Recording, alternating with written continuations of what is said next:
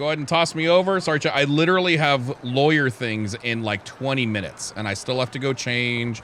I still got shit to do. I probably have to. I bet you Tommy's freaking out because he hasn't seen me yet.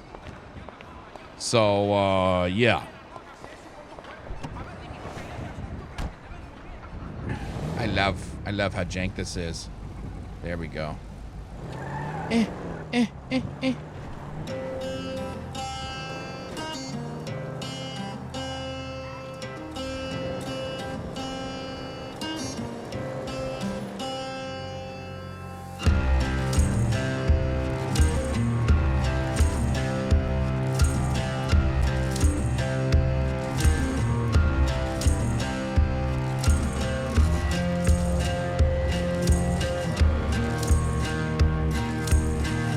Another cry, another day.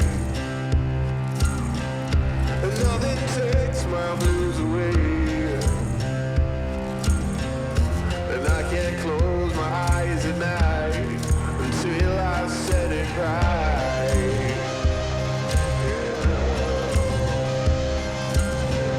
There's something crazy about this town, but it takes more to keep me down.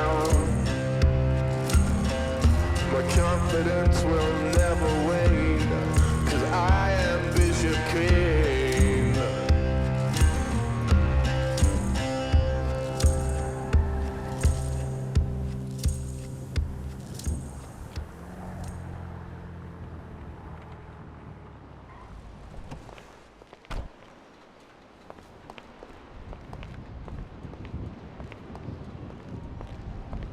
Yeah, the simple graphics I do, the song is made by Cuddle, though. Oh, wait, that's not where I want to go. I want to go over here.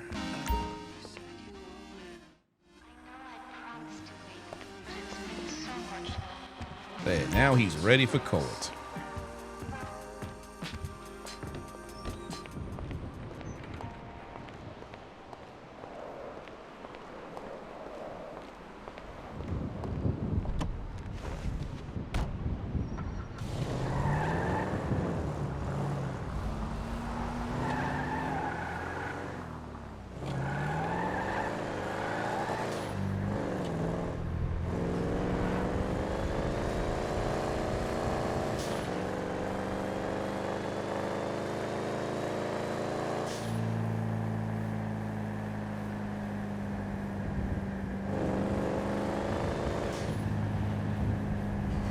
Food, water, clock in. I'll clock in when I get to the courthouse.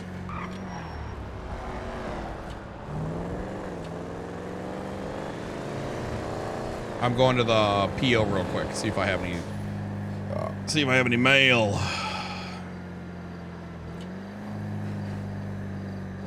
So today, chat, we have a conference. I don't really know what the conference is for.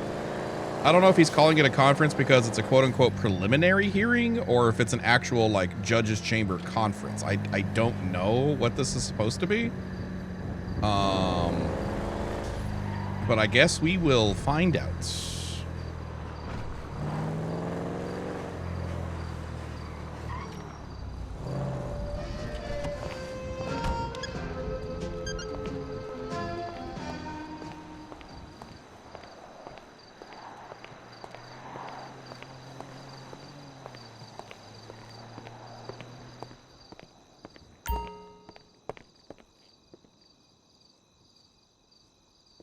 Got my med report. Meeting course early to talk to the judge of penal codes. Wait, meeting at the courthouse early to talk to the judge in regards to penal code for another case I just got. Got it. Okay. Okay, let's see. God damn it. I have to add Goldie to my contacts because she does not put her thing in. There we go. Contacts, new contact, Goldie number. Don't you love how this is bugged and I can't scroll? I can't actually see the one I just put in. How nice is that? Recipients. Bishop. Kane. UP 971. Good. Bed report. Sounds good. I have a few court hearings shortly. We'll attempt to meet up with you afterwards to get it.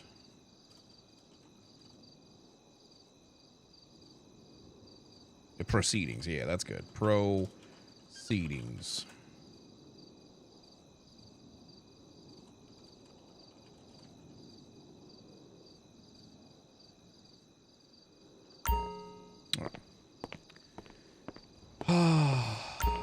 Did my mods already update the title? Oh. Oh, I literally just wrote you. Kane! God, are you all right? Yeah? Oh, all right. Okay. Oh, I said I quite literally just wrote you. Well, I guess we could talk. Yeah, do you have it on you? I have about 20 minutes before I need to be down at the courthouse. Yep. Perfect. Give me a sec. Yeah.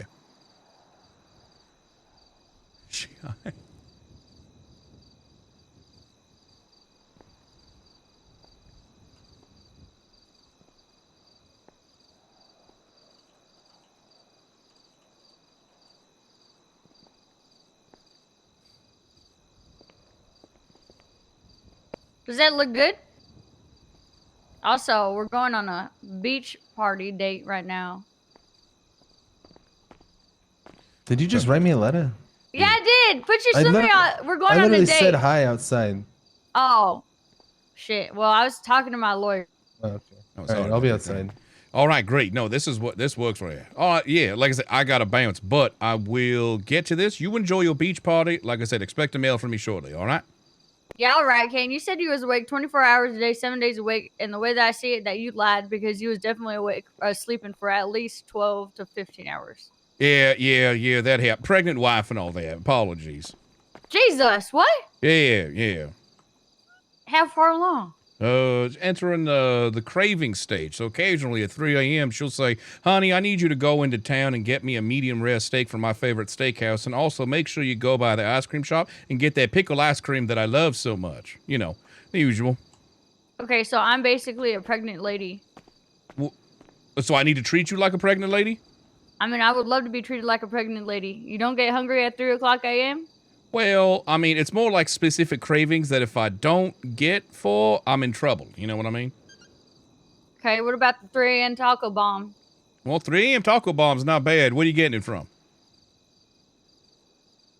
I get my taco bomb from Little Soul, typically. Oh, all right. Well, then that just sounds like a good time. Have you had any more... Have you had any more problems? Not yet. Not yet, I don't think.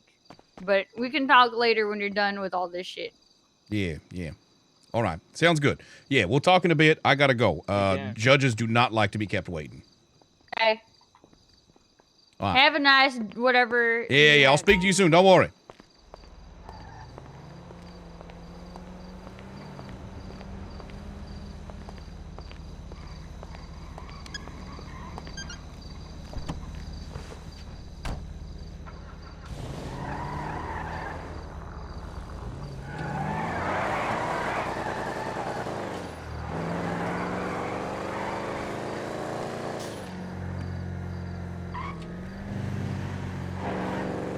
I gotta go.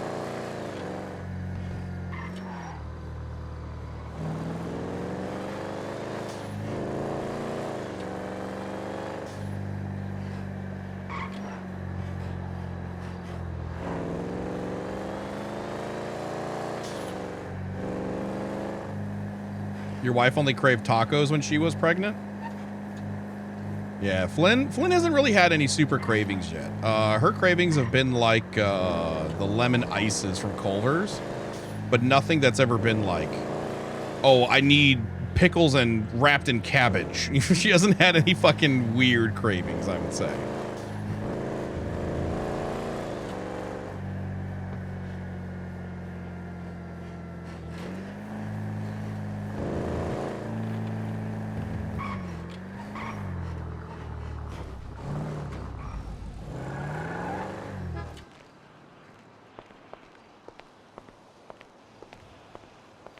Watch Flynn ask for gummy bears. I mean, maybe.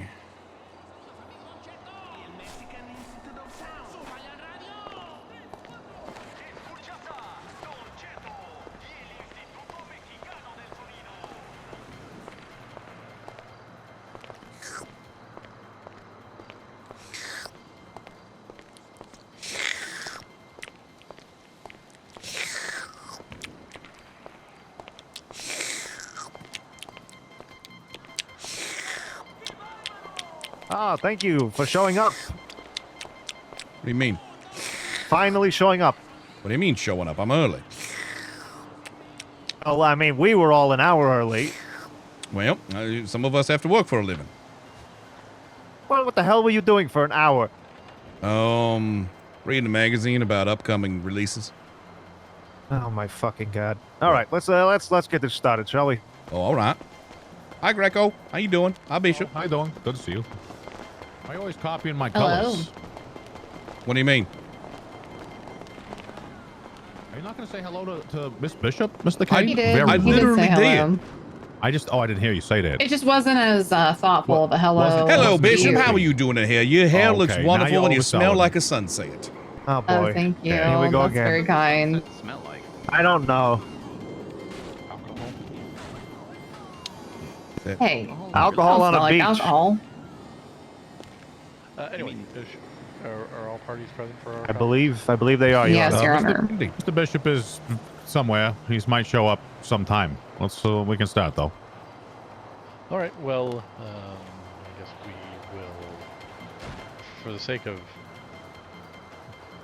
access, we'll conduct our conference in the courtroom. So if Mr. Bishop does find his way over here, he's not locked out of the conferencing rooms. Sure. Sounds good to me. Mm-hmm. Okay. have fun with your conference. Thank you. Thank Are you. are not See gonna you in an stay hour. Arbitrate? I thought this might be something. I'd quite like the justice to. I'd quite like you to. I think the idea he might be opinions on this since there's Considering your ruling the other night, I'd like you to be present for this. Just wait. Oh, well, round those before we even get into court. That's impressive. Gates are always sticky. How would you like us to group? Do you want to just Oh, just sit in in a your circle appropriate is parties. fine? Okay. Just take your benches. That's Sure. Well, like, Yeah, I'll take my bench. Excuse me, Greco. okay, pardon me. Excuse me. Would you like a brick I'm- wall, I'm, sir? trying- I'm trying to- I'm very weighty.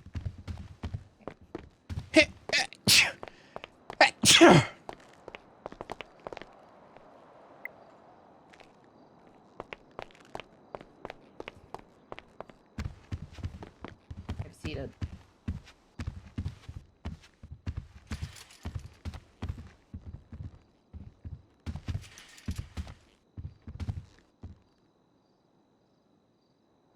you okay, Mr. Wade? Yes, I'm fine. Well, all right. Very relaxing. A very Sitting good on the core carpet. strength. It's very lush carpet, Your Honor. It's gross carpet that needs to be removed immediately. What do you mean? It looks very clean. It's very offensive to the eye. I If guess we you could get could like say a it. nice blue, just a regular blue, we could save the. The gold trim has to stay though. They didn't even cut the carpet correctly in some parts. Like, look at the. I'm prepared. And it also seems like they have maple leaves on the trim, which is an interesting choice. Actually, very true. All right. Well, yeah, we can start. Mr. Bishop can come in as after when the show starts, I guess. That's fine. So, just to give a little preamble here, we're meeting today regarding State v. Diggs, which is an appeal regarding. Just look at my paperwork.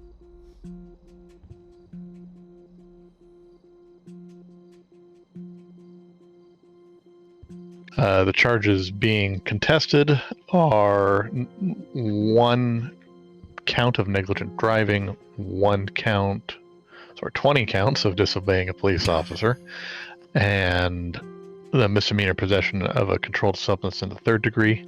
The intent on this conference is to allow both parties, in the presence of the presiding judge, to discuss matters at hand, effectively, ideally, come to some kind of out-of-court agreement. if possible, and if not, then both parties will be given the options whether on if you'd like to proceed with arbitration in a less formal setting than in a courtroom, or we can proceed to a proper hearing if one or both parties deem that to be the best step forward in order to best represent their case. So I will turn the floor over to Mr. Kane and Mr. D'Angelo. You have filed the appeal for this case. You have stated in your appeal some facts, so I will allow you, and I'm going to stay out of this mostly. If there's some kind of clarification that needs to be made, I will do it, but unless we enter some kind of formal arena where true ruling or decision can be made, my commentary will be strictly general, and I will not give any kind of ruling unless we get to one of those points. Is that fair and understood by everybody? Yes, Your Honor. Wonderful. All right, well, Mr. D'Angelo, Mr. Kane, feel free to present your points to the Attorney General's office, and like I said, I'm just going to really sit back and just take some notes on all of the above. So the floor is yours. All right. Come on in, Marvin. Mr. Headley, nice to see you. All right, you're ready to argue this, right? You have everything prepared? Mr. Wade, I think you're a little bit in the way. I think so. What do you think I should start off with Literal with the negligent obstruction. driving itself? Oh, well, all right. Follow Let's your heart. go This is straight your into case. it. I want to see how you handle it. You got this. You need me? Just go Call sit at me the in. witness bench. You got this. Can you guys hear me over there if I speak like this? Yeah, just yell. Just make Okay, sure you all right. stand when you're talking to the court. Okay, so basically, obviously, we're disputing all charges based on these facts. So, upon the apparent witnessing of my client, Mr. Diggs, negligently driving, which in and of itself, I believe, is wrong, seeing as there is, in order for negligent driving to be ascertained or viewed as a appropriate charge, I believe basically a multitude of traffic infractions have to Wow, I've never seen be Brando met. nervous before. Speeding, impaired driving, drunk, or looking down, not being aware of the roads, reckless driving, and a number of other things. And in that, the only thing stated in this report by Mr. Ace Bishop was the alleged speeding of the vehicle, approximately 45 miles an hour. He did not go into detail on how he alleged to have witnessed that, whether it was via however the police vehicles get the speeds, radar, or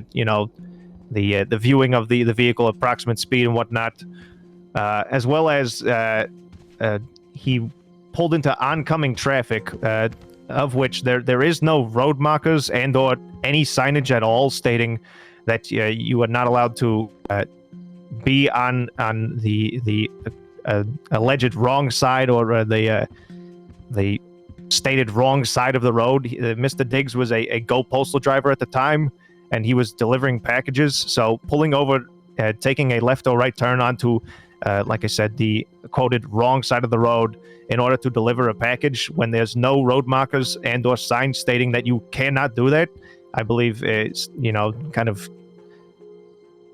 gets rid of the infractions that would lead to a negligent driving. At best, I believe that maybe failing to use a turn signal, as Mr. Diggs was stated to have done by one of the officers on scene, that would at best be the traffic offense that could apply here, and no other as such. As far as what occurred after the alleged probable cause and reason for the stop, Mr. Bishop himself stated that he was in fact the sheriff of Sandy Shores, and that and he is dressed as such in a Sandy Shores Sheriff's Office uniform, and never once did he ever clarify that he was in fact an officer of the LSPD.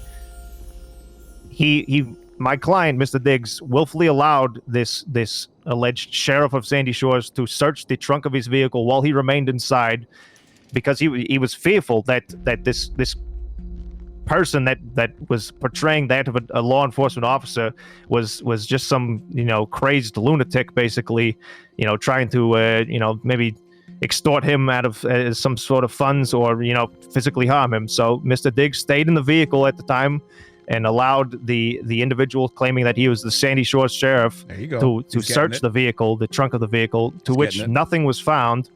At which point the Mr. Bishop, the Sandy Shores sheriff, went back to the driver's side of the vehicle and demanded that my client, Mr. Diggs, exit the vehicle.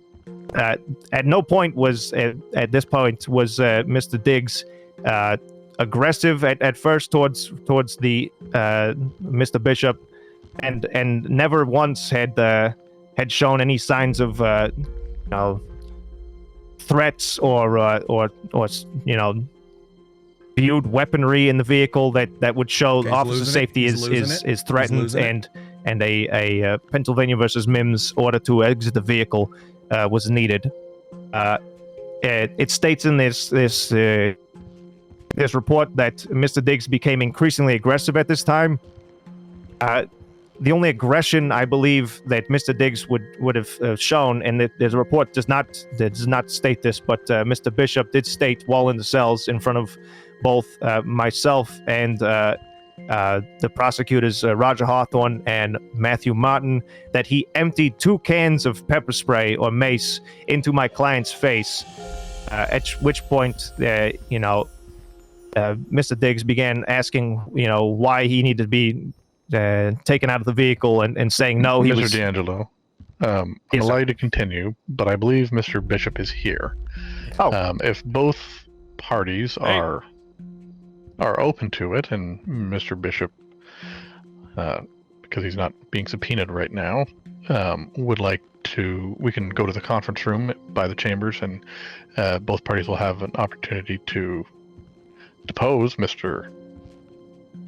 Bishop. Then I think that would probably be a more reasonable step. Do both parties agree to that? Can we do it here, Your Honor, if it matters? Frankly, I don't care. That's fine. I didn't know if you want this to be in a more private arena, but if the courtroom is sufficient, then that is fine. I also don't care. Wonderful. Well, then I will take my seat behind the bench. Mr. Bishop, actually, Mr. Wade, would you, because you're here and you're an officer of the court, would you swear Mr. Bishop in? And you may begin your deposition, and I will allow the... This is turning into a deposition. The state, the first crack, followed by the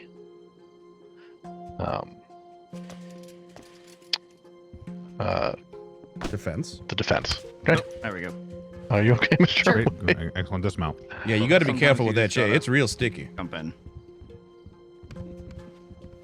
All right. Mr. So, Bishop, get in Officer there. Bishop, please approach the podium. Okay. Everyone can still hear me? Yes, Your Honor. You'll have to yell or maybe stand up at your desk, sir. I am yelling, so hopefully... Yeah.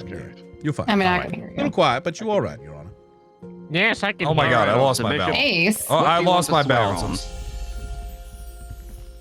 What do I want to swear? What are my options? Well, Whatever's important to you. Yeah, do you have do you have one of those scrolls that the Jewish for when they're 13? Scrolls. I mean, I don't have one present. No, I mean, do you want to just swear on the Torah? Yeah, I've heard that when you're Jewish, you don't go to hell because there isn't one. So I've been looking into that. All right. So, do you want to swear on the Torah or Sure. Yahweh or something? Yeah, that sounds good. All right. Please raise your left hand. Do you solemnly swear to tell the truth, the whole truth, and nothing but the truth under the pains and penalties of perjury? So help you, Yahweh. Yes. Ooh, still God. Witness is sworn in. Thank you, Mr. Wade. Okay, may I address this report since it's admitted into evidence? This is a deposition hearing. You may address whatever you think appropriate, unless objected to by the defense. Again, this is a Well, deposition. this changed These from are being a merely preliminary to questions being a deposition, so I so hope you have we're gonna try to questions keep this ready to as ask, and you need to be informal able as to trap possible, them. Can you do so that? I can Okay, kind of do that, yeah. Ace, can you briefly describe what happened during this incident? Arrested. I have questions. Man arrested. Ace, How brief? can you give more detail? Just a okay. brief. How much? Okay. I arrested a man for doing crime. Okay, what crime? Well, so, what case? What's this guy's name? Okay, you don't even. Okay, so let me start from the beginning. Sorry, I thought this was going Well, to be I'm sorry. informal. Let me start from the beginning. No, I just need to know what his name was. Demetrius Diggs. Oh, this is the guy where we emptied 2 bottles of pepper spray in his face. That Okay. one. Yeah. So this guy was parked on the side of the road going into incoming lanes, right? And then he, so I see this and I sit there a little bit because I'm like, okay, if this guy gets into the right lanes, right, and he drives normally, I'm just gonna fuck off and cut this guy a break, right? Whatever. But instead of going forward, he went into reverse. And then when he got to the intersection by the burger shop, he did a 40-mile-an-hour U-turn around for no real reason, just spun his truck around in the middle of an intersection and then continued to speed through Sandy Shores. So in my mind, I'm like, well, that's not really that's not really correct driving. So I'm not going to cut this guy a break anymore. So I go to pull him over, okay? And I start my traffic stop and I go up to the guy and he's instantly just like, fuck off. I'm at work. Fuck you. I hate cops. He didn't say he'd kill me, but he was being very belligerent. All this. So I ask him to get out of the car. He explains to me that he doesn't have to. And I explain to him that he actually does have to, because at this point I'm, fearing for my safety. This man, he's a driving menace. And as I said, he's just becoming, increasingly belligerent, right? So I get him out of the car. He refuses to. I call for some backup. Bob and the boys come. I got someone else in my car too. Maddie, Molly, I think, was there. Bonnie was around. And then I time it. And it is 6 minutes, and I'm not exaggerating. For 6 minutes, at least it was 4 to 5 officers was telling this guy to get out of the car while emptying pepper spray into his face. And Bob was pulling on his legs. I think Bonnie was in the passenger seat trying to push him out. And the guy just would not budge. Eventually he does. And at that point I thought it was appropriate to arrest him for disobeying an officer, as he was just not doing that. He was not disobeying our lawful order, and he just really did not. Any opportunity we gave him to, he just didn't. Okay, and prior to asking him to step out of the vehicle multiple times, was there any charges that you thought you could press on him at that point? Well, yeah, I mean, it was the driving infractions. He was under detainment for that. Okay, anything else? Before asking him to step out of the vehicle, I thought that maybe even reckless driving could have potentially fit due to the nature of his, driving, of course, right? But I wasn't too sure. Okay, and why 2 cans of pepper spray? He wouldn't get out of the car. Okay, why didn't you deploy taser or anything like that? I don't have a taser. Nobody else had a taser? We don't have tasers, ma'am. Where? There are no tasers. I wasn't. Okay, I guess I could have shot the guy. No, okay, you said that he had become increasingly aggressive. Did he threaten you at all? Physical violence at all? He didn't threaten me, but his overall demeanor was agitated and aggressive. Okay, and what exactly did he do that made you fear for your safety? As I said, his just fuck you. Can I get on with my fucking day? Just a lot of profanity. Just as I said, just very aggressive demeanor and language. Okay, and how were you dressed at the time? I was in a tan uniform that said sheriff on it. Did you have your badge? Yep. Hey, what kind of car were you driving? I was driving I think I was driving the blue Charger that we got. It was a marked police car with lights and sirens. Okay, why were you dressed in a tan uniform that day? Because that day I had shifted my focus to patrolling Sandy Shores. The environment is very, it's very brown. There's a lot of sand. It's very brown and tan. A normal part of my job is to jump in a bush and start taking pictures of people. So, I wanted to blend in with the environment. The whole purpose was camouflage.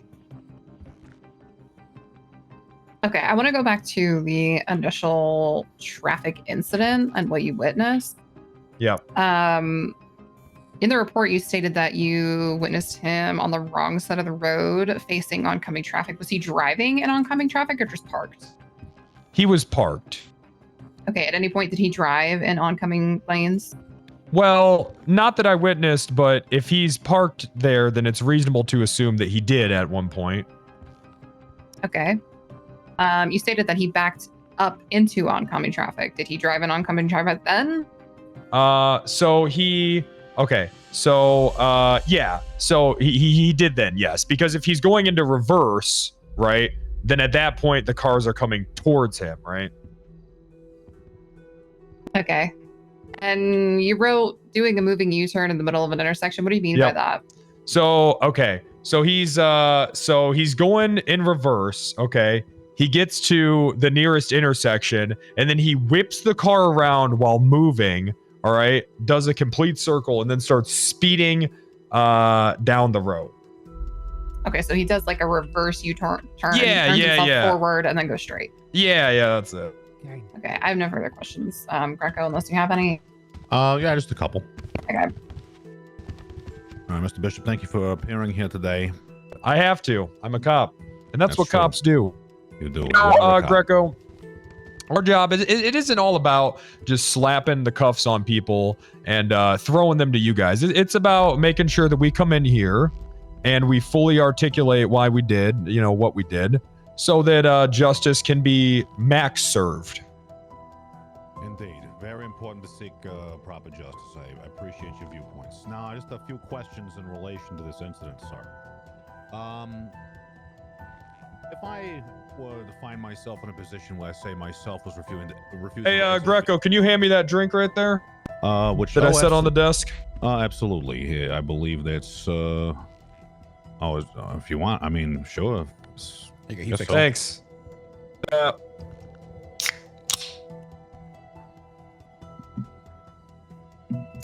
Okay, well, glad you brought your own refreshments. All right, go ahead. Good. All right, so, question. Let's see. Is a sheriff of Sandy Shores a law enforcement officer? Yes. Oh, okay. Are you currently employed in the state of San Andreas as a law enforcement officer? I am. All right. Were you engaging in your duties on the in this particular incident as a law enforcement officer? I sure was. All right. If I was a individual inside of a car refusing to leave, what methods do you have available to remove me from said car? Nothing. There's no methods available. All right. We can't do shit about it. And to reiterate, the backup that arrived, they were also sworn police officers? Yep. In police cars? Yep. Some of them even had the blues on. All right. Thank you. I have no further questions. Thank you.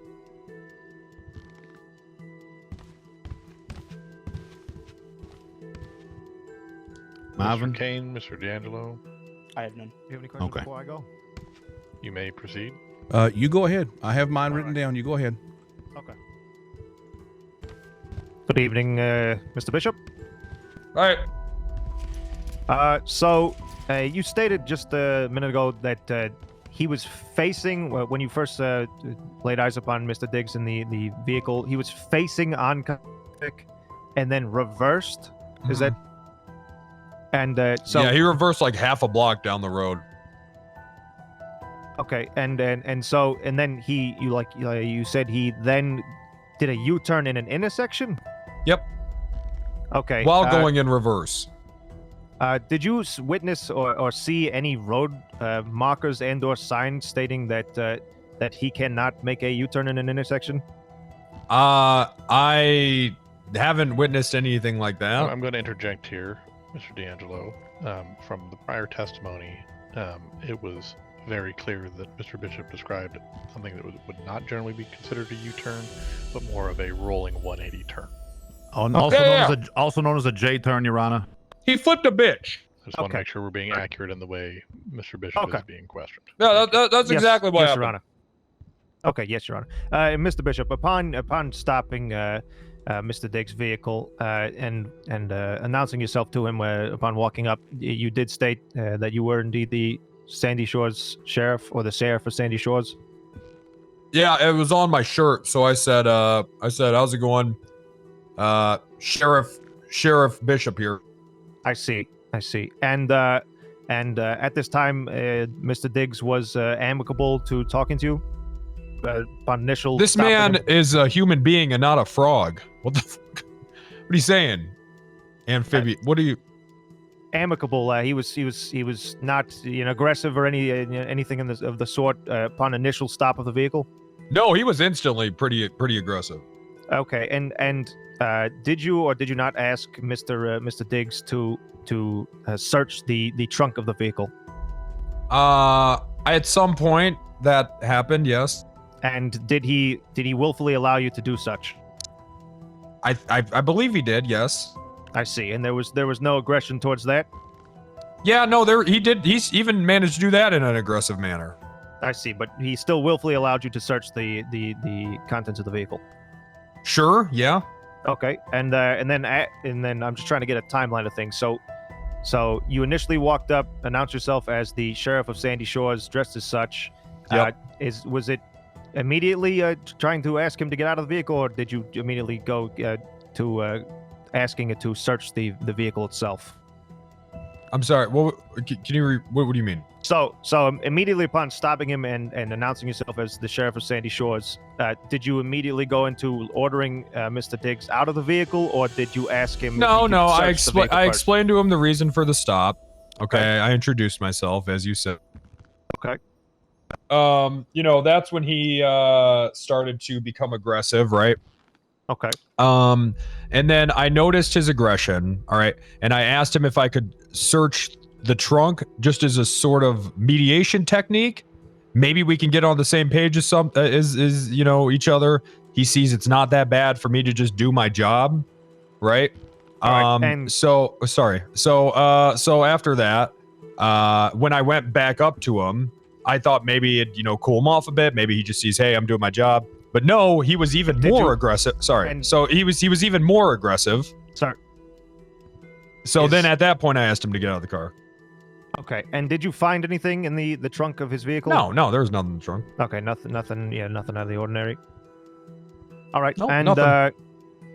Bunch of packages. All right. And I believe this was already asked of you, but just to reiterate, there was no threatening words used or any sort of weapons brandished towards you while Mr. Diggs was sitting in the vehicle?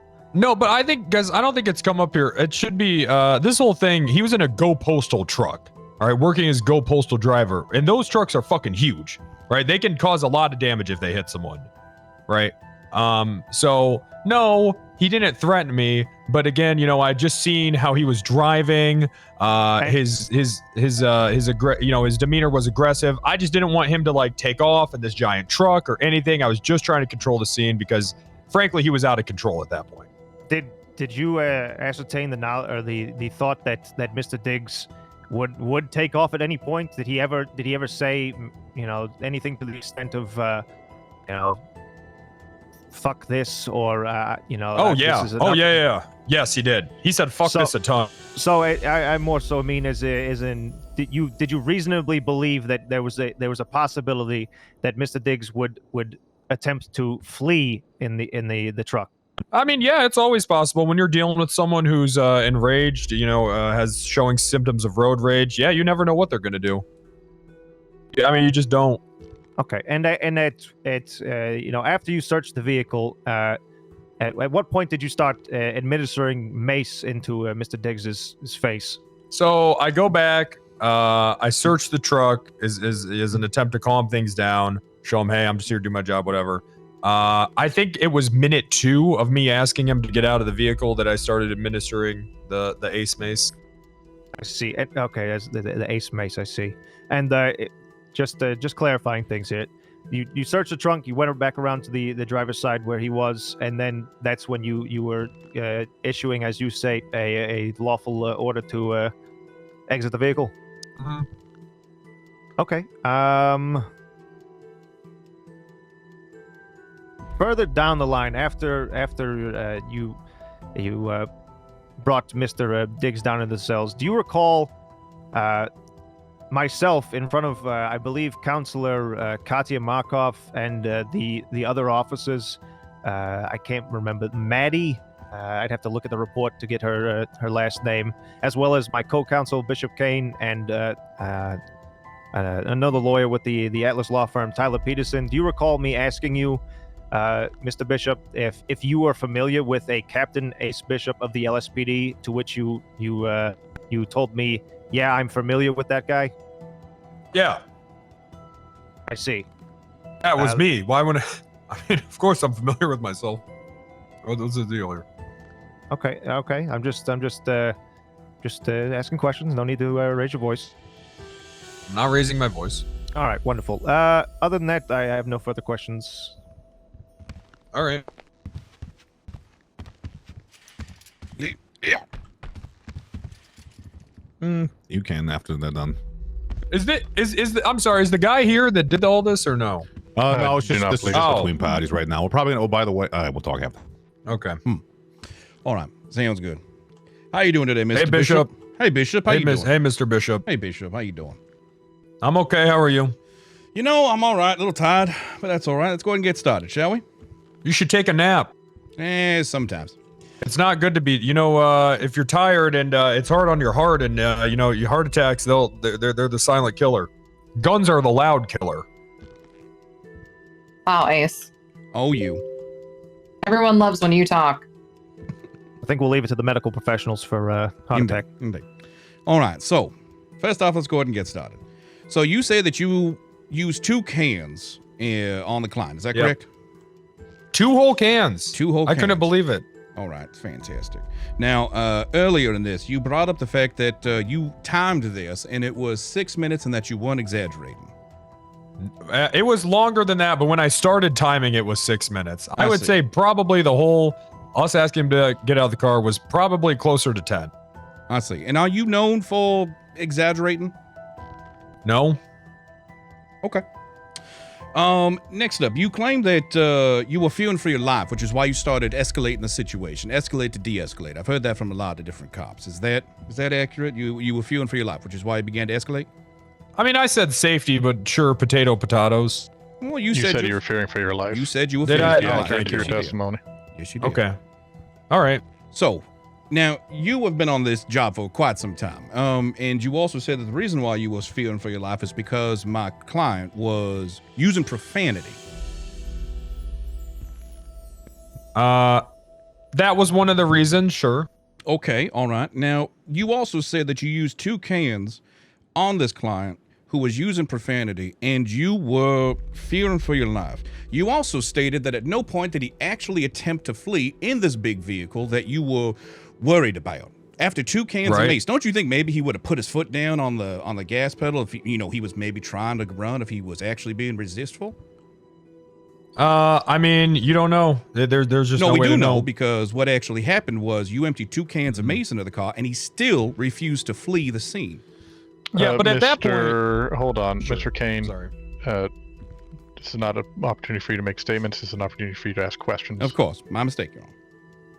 Yeah, but you know, you got to remember, after the first few times we asked him to get out of the car and he just wasn't doing that, then at that point he was under arrest. So we still had to get him out of the car because, you know, at that point he's committed a crime. He's under arrest. All right. Okay. All right. Sounds good. Let's go ahead and move on. So, now, you, as we've already previously established, you said that you were in fact the sheriff of Sandy Shores. Is that right? I said sheriff. Yeah, I didn't say I was the sheriff. I said sheriff. Oh, I see. Okay. All right. Now, sheriffs are typically either elected or appointed.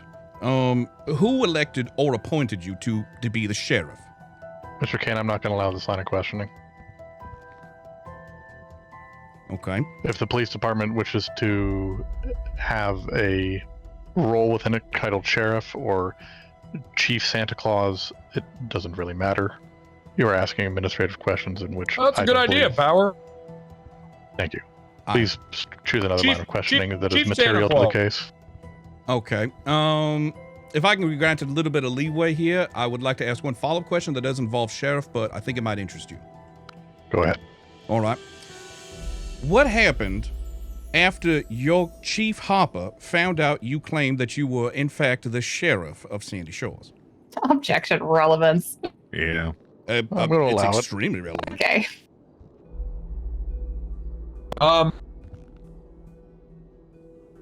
Well, I think that might be a good question for her. I believe you're alluding to my demotion, but I was told that was for other reasons.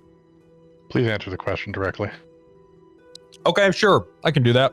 So after I told her I did that, she called me into her office and she demoted me for trying to start a union.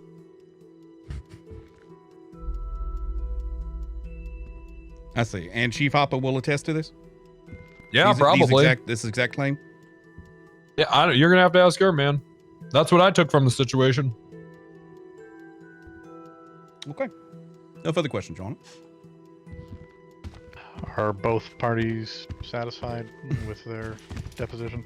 I just have one follow-up. Just one. I will allow, and then the defense will also be permitted. It's just a clarifying question. Yep, That's fine. Go ahead. Ace, what crime, if any, was exactly committed him over? I think he's For fucked crimes. on the, basically the. Sorry, can you say that again? What crime was committed, or crimes, that made you decide to pull him over? So at that point, you know, a series of traffic infractions, you know, failure to maintain proper lane. I kind of thought the whole thing was negligent driving. If we're just going basic things that I 100% had, speeding. I mean, he did that. He was going to 45.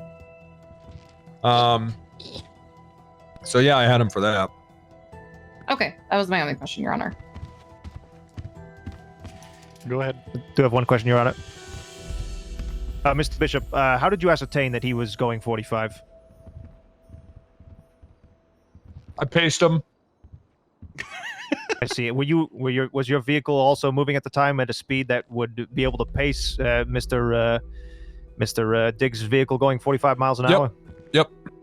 So was your vehicle moving at the time? You were not stopped watching this happen? Yeah, as I said, I followed him a bit. I see. That's all the questions I have. Thank you, Mr. Bishop. I do have one more, if I can be allowed. Only clarifications on things that have already been asked, please. No introducing new question. It involves the sales, but it has not been asked yet. The sales? The sales, Your Honor. After the client was already in custody. Is it material to the charges that are being contested? It could be. I'm asking a question. Is it material to the charges that are being contested? You should know this. I'll say nothing in the report states anything about anything that happened in the cells. Was any material fact relevant to this case established when the individual was in custody at Davis Police Station or wherever station they were in custody? Yes, I do believe, in fact, it involves why the client was initially charged with being times 20 charge of disobeying a peace officer. Go ahead, then. Okay, there you go. Okay, last question. Apologies. When my client was in custody, you and I had come to a bit of an agreement as to what the charges were going to be pled down to. At the last second, you decided to alter. This is not material. No. Hold on. If you would leave me, please. It is not material. It is not material if you're asking about officer discretion. Mr. Bishop, did you? It is not material. If you're asking about the officer's discretion, it is not material. I asked you not to introduce new questions. You're introducing new questions, and they're not about material facts related to this case. Your Honor, can I ask the question before we get to that? No. Go sit down. Holy fucking shit. That it? Holy fucking shit. I can't ask if he said... Are there any other material questions for the witness? I can't ask if he directly said that he was going to take his bad day out on this client. That's not material? Not for me, Your Honor. Wonderful. Thank you, Mr. Bishop. Mr. Kane, you can approach me and you can clarify the question that you were going to ask.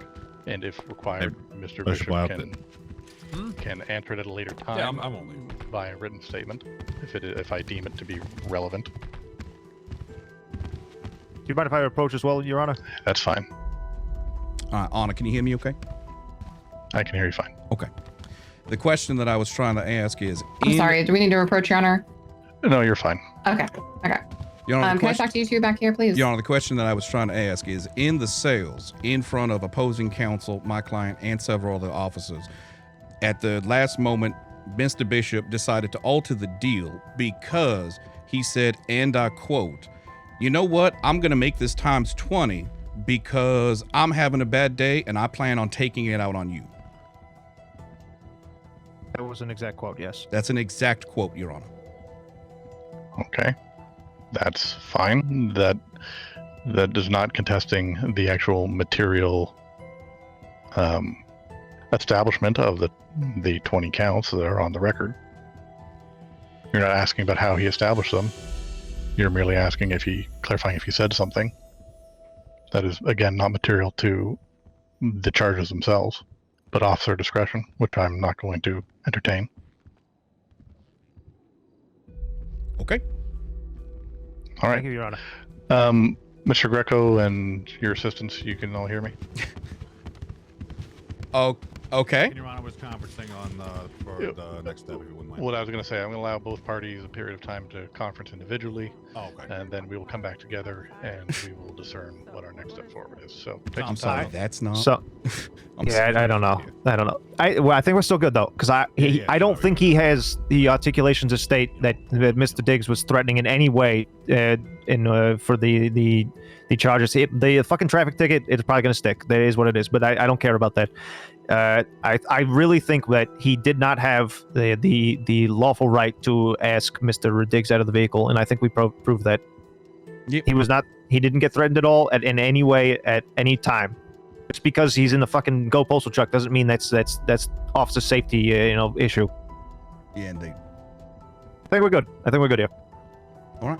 I think he'll still get stuck with. I Yeah, hope. I mean, no matter what, we're gonna win. As long as he doesn't get hit with the 20 count, we win. It doesn't matter. Oh no, no. That's definitely not happening.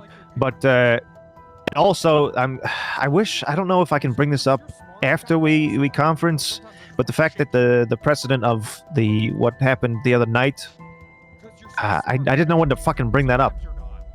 I guess we could do that after this. Well, we can bring it. This isn't the end all be all. This is just if they want to come to the table and make a deal. Yeah. We Well, can still no. push Well, the trial if we before you want. got here, the power said this conference here could set an extremely large precedent for conduct for the police. Oh, is that So I right? just yes. He said it could be very, very large precedent setting. Basically, things. I don't know what the word you use for, but Well, in that case, whatever. I did not know that, because in that case, this probably missed our chance, and we needed to bring up that Shit. essentially he was impersonating. Our client viewed him as someone who was impersonating an officer. Yeah, I based just off of didn't know when the uniform. We fuck- never brought that up. The I only tried thing is- bringing that up with the whole, did your officer, what happened with you, et cetera, et cetera. yeah, exactly. But yeah, I don't know. I guess I don't know. We'll see. good to go straight to summary on this and see what he has got to say about it all? I never leave you in March. What do you think, Kane? Well, it depends. What you willing to offer? Yeah, exactly. Well, the office, it's already been levied. It's 1 times across the board, and then you want that to stand, or you don't want to make any other agreement? Well, essentially, if you know if I deal on anything that reduces the charge from, let's say, disobeying, that means, you know, or the stop not being negligent, or a lane infraction. Either way, are you attesting that he didn't have reasonable suspicion or reasonable probable cause to stop the guy? Or are you saying he didn't have probable cause to order him out of the car? Because where are you upset? I'm stating he doesn't have probable cause to order him out of the vehicle. There was no threat ever ascertained. Just because you're driving a vehicle that is used for the delivery of packages, which is it's a fucking postal delivery truck, and at no time, as Mr. Bishop stated, did his foot go on the gas as he was getting sprayed with 2 cans of pepper spray. Okay. So that I believe that anything other than the traffic infraction should be thrown out. Well, if we're already here, why not we just see what he says then? Because essentially you're rolling the dice on it all getting thrown out. Because I can tell you what we think, and I'm not going to say what we think to inform your decision. Oh, sure. What do you think? I would like to hear. What do you think? I would like to hear what he has to say. We would like to hear what the judge has to say. Yeah, we just want to hear his decision on this based on what we think will be said, and I think and based on what he heard. Yeah, you never know. This is a litmus test, if you will. Like if this is a loss for us, I really don't give a goddamn. We've come to that agreement ourselves. Yeah. Yes. I'm kind of the same opinion. I kind of want to hear what the justice has to say. All right, let's roll the dice. All right, fair enough. Okay, nice. Oh, exciting. See, this is what progress feels like when we don't have to write it all fucking down. Pardon me, Your Honor. I'm yelling profanities. All right, yeah, Your Honor, I do. The only thing that I disagree with the judge the defense have come is to a bit of a agreement here. We'd like to request your judgment on this matter based on the testimony you've heard today. So both parties wish to enter arbitration on this matter? Yes, Your Honor. Yes, Your Honor. Effectively a summary judgment. Yes, Your Honor. Yes, Your Honor. So there are really a whole bunch of questions being asked here, some of which I feel would be in the best interest of a lot of things to do in conference with other presiding members of the bench. I might do that with Mr. Wade now, but effectively the questions are as follows, and there are about 5 of them. So the first was there a valid reason for the initial stop? And that is the first question. The second question is, was Mr. Bishop's choice of uniform that day and his introduction, how does that impact the case? Second one is the search of the trunk, which really isn't material at the end of the day, so we'll pass by that one. The third question, therefore, is the ability for the officer on scene to order the individual out of the vehicle. And from my understanding, and Mr. Bishop, you're still on record right now, can you just clarify for the court, since you're here, when the search or the methamphetamine was found on the individual? You're sorry, there's 2 Bishop. Me, right? Yes. Yeah.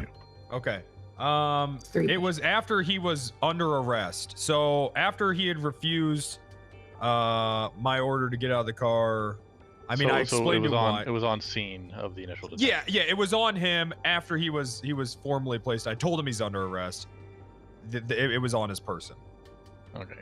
The second portion of this is that were the charges that were established at the time, which are both infractions, grounds for the search to be conducted, etc., which is going to have to probably take some conferencing outside of this hearing. And then, of course, does that make the items that were found thereafter admissible?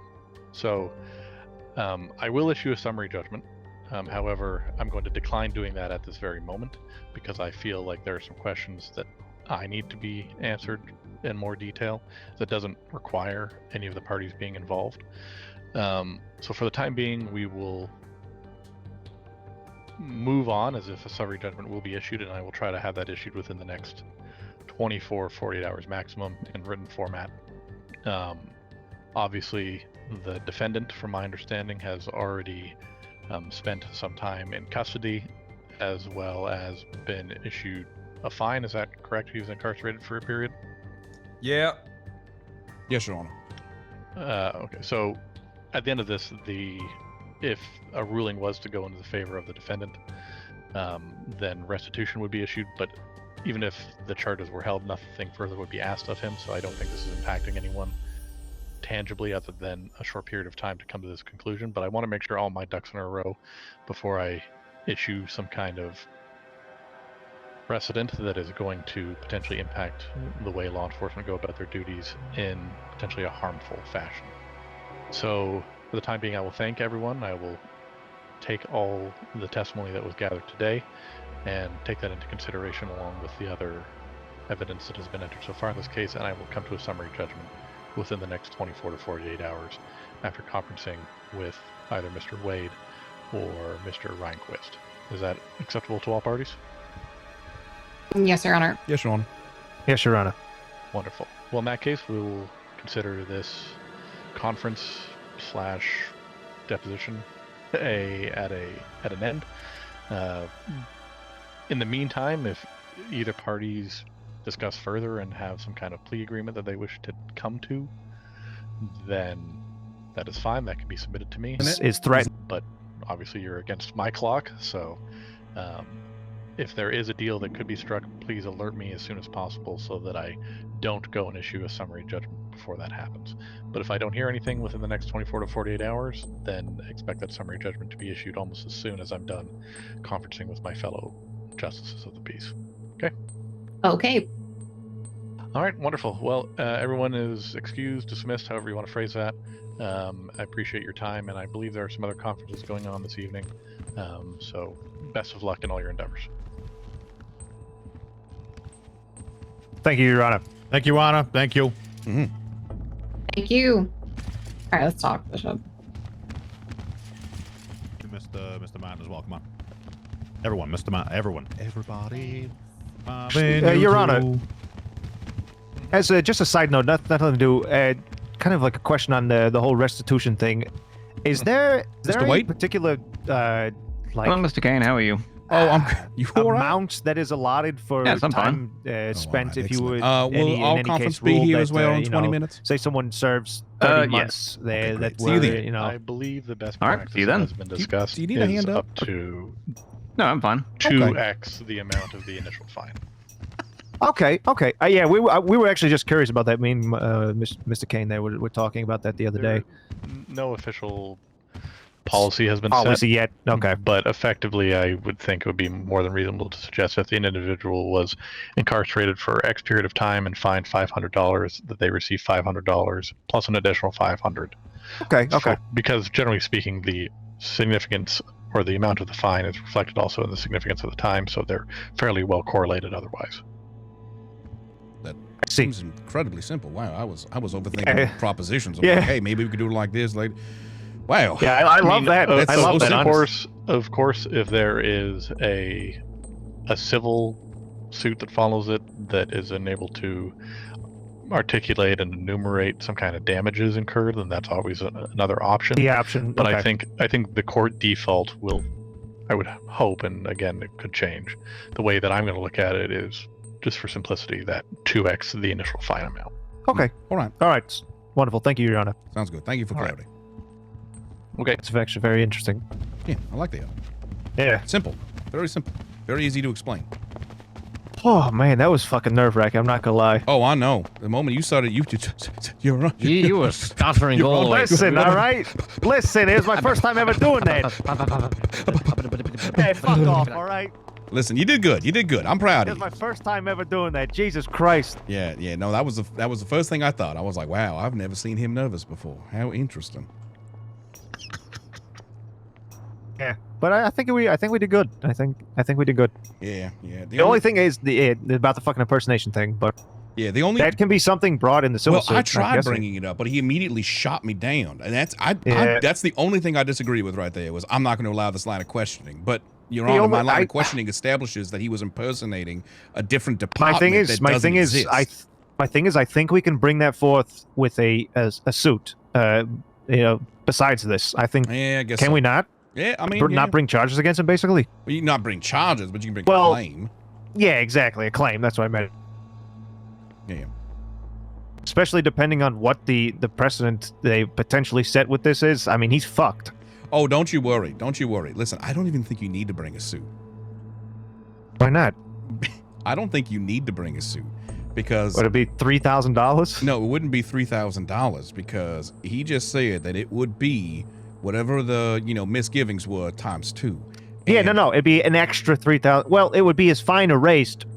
It would be his fine erased times $3,000. 2. And thanks to, as long as the times 20 doesn't stick, it will be $3,000 times 2, which is 6. Well, no. I think what he meant is...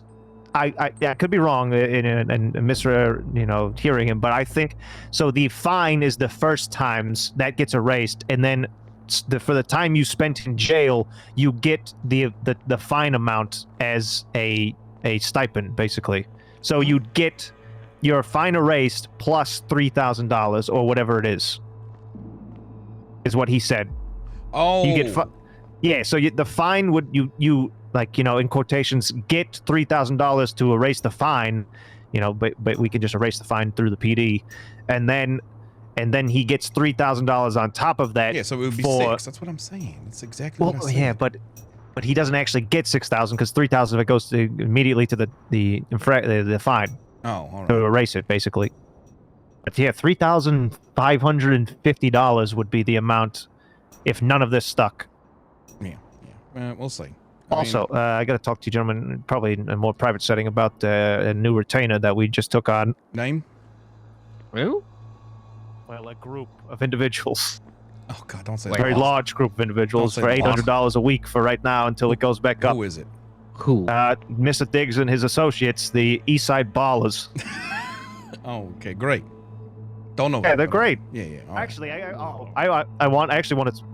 think the cops fucked up on another fucking charge with one of Mr. Diggs' associates. I talked to them. I already requested the arrest reports and everything, and just waiting on them. Basically, and I actually already talked to Power about this pre-conference.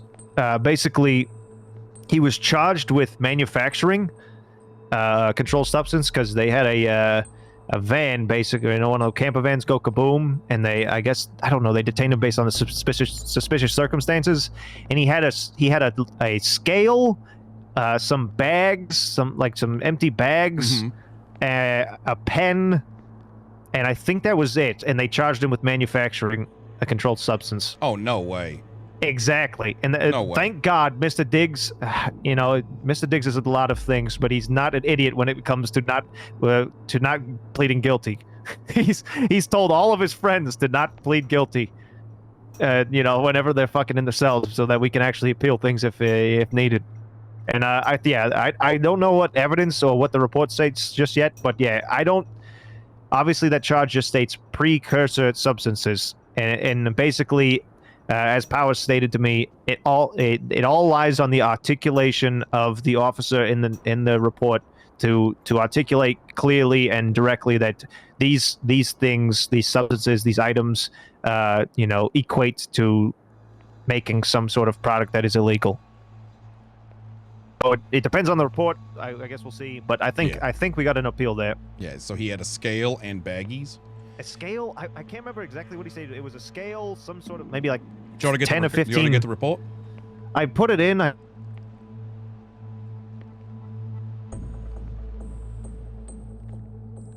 No, not yet. I got 3 fucking requests in at the moment because Diggs got arrested on the same scene for obstruction of justice. For I don't know what the fuck he was doing, but that one might stick. I'm not sure. I haven't really read into that much, or he didn't really talk about it much when I've met with him. But yeah, I think this his name is Jesse Morales. I think we can get that manufacturing dropped. And he spent all 120 months. They didn't even. He's a first-time offender, Kane. First-time offender. Mm-hmm. They maxed him on time and obviously on fine. Oh, jeez. So yeah, he would get whatever the fuck. I can't remember the amount of fine it is, but I love that fucking ruling. ×2 of the fucking fine. I'm fine with that. Yep. All right, because that's a $1,500 fine off the top of my head, right? Is it? I honestly don't know. It's Manufacturing? 1,015. Pretty sure. Yeah, it's 1,015. Yeah, that's an easy $1,500 into his pocket if we can get it appealed. Okay. Oh, I've been doing a fucking lot today. Before you got there, I talked with Marjorie and Greco. Yeah. On the what? I said yeah. Oh, I said I talked with them about the whole stupid fucking filing method of appeals. They are 1,000% on board with basically instead of having the stupid certificate of conference, even though you fucking come to an agreement, we just have a plea agreement signed between the two of us, post it maybe to the docket. Marjorie wants to change the entire way things work now. She fucking hates it. And like that. Instead of an appeal, it's a plea agreement. It's literally a plea agreement. Yeah. Oh, I love that. Oh, I love that. Yeah, exactly. It's literally just a plea agreement. Stop trying to work for him. You work for me. Listen, all right? It's a great idea. No. I bet he pat you on the head, made you feel all good. But listen, at the end of the day, you work for me and you work for Atlas Law, okay? You ain't gonna go over there to the dark side, all right? You're over here. All right? So the thing that is just music to my ear, saying she hates the systems in place and she wants to completely renovate and like renew them. Oh my God, I want to just drop to my knees and beg for her. Never mind. Yeah, I bet you. Well, do they have the utilities to change the system now? Yes. She of all people, I guarantee you, could probably get that changed. Have you met Marjorie Bishop yet? No. Well, I'm in passing. I see. Yeah. Well, she is. How would you even describe Marjorie Bishop, Kane? Batshit. Batshit. You were fucking obsessed with her for like a week. I absolutely was not. What the hell are you on about? Literally like, I think I'm in love. No, absolutely not. I she specifically literally remember married Bishop. How much? And divorced him twice. And apparently married him twice. Do I really need to explain why that's a red flag? She got $200,000 from him in alimony. I would have gotten she 300. Fucked him hard. But yes, I think that went well. I think that went pretty well. All right. Yeah, that's what we'll see. Yeah, that's we'll see. All right. Listen, I'm glad I got that out of the fucking way. The first time in the courtroom was fucking. I was fucking. I wanted to throw up. Your Honor, I would like to. My client, Mr. Dix. So, I'd like to ask you. No, it was genuinely that bad. It was adorable. I'm gonna it was mentally like remember a child. it. I've never seen. It was like watching a child being taken up to the front of the classrooms on his first time reading in front of everyone. Why don't you do it then, Naval? Huh? Join the fucking ranks. Nah, this is why I didn't become a lawyer, so now I don't have to do it. At least I have the balls to do it. All right. I'm not smart enough to do it. My mama said. My mama said. Kane, do you think he would be smart enough to do it? I think he would. Who, Abel? Yeah. Well, he's good. The only problem with him is he gets too argumentative. Yes, I do. Yeah, he would say, "Did you do this?" And if the client lies, he goes, "No, you didn't. You're a liar." And then you get You're a liar. Yeah, that would happen.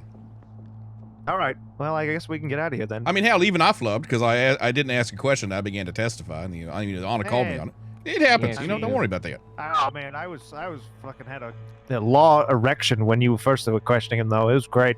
Oh yeah. I felt the anger inside of you just boiling up as you were asking those questions and whatnot.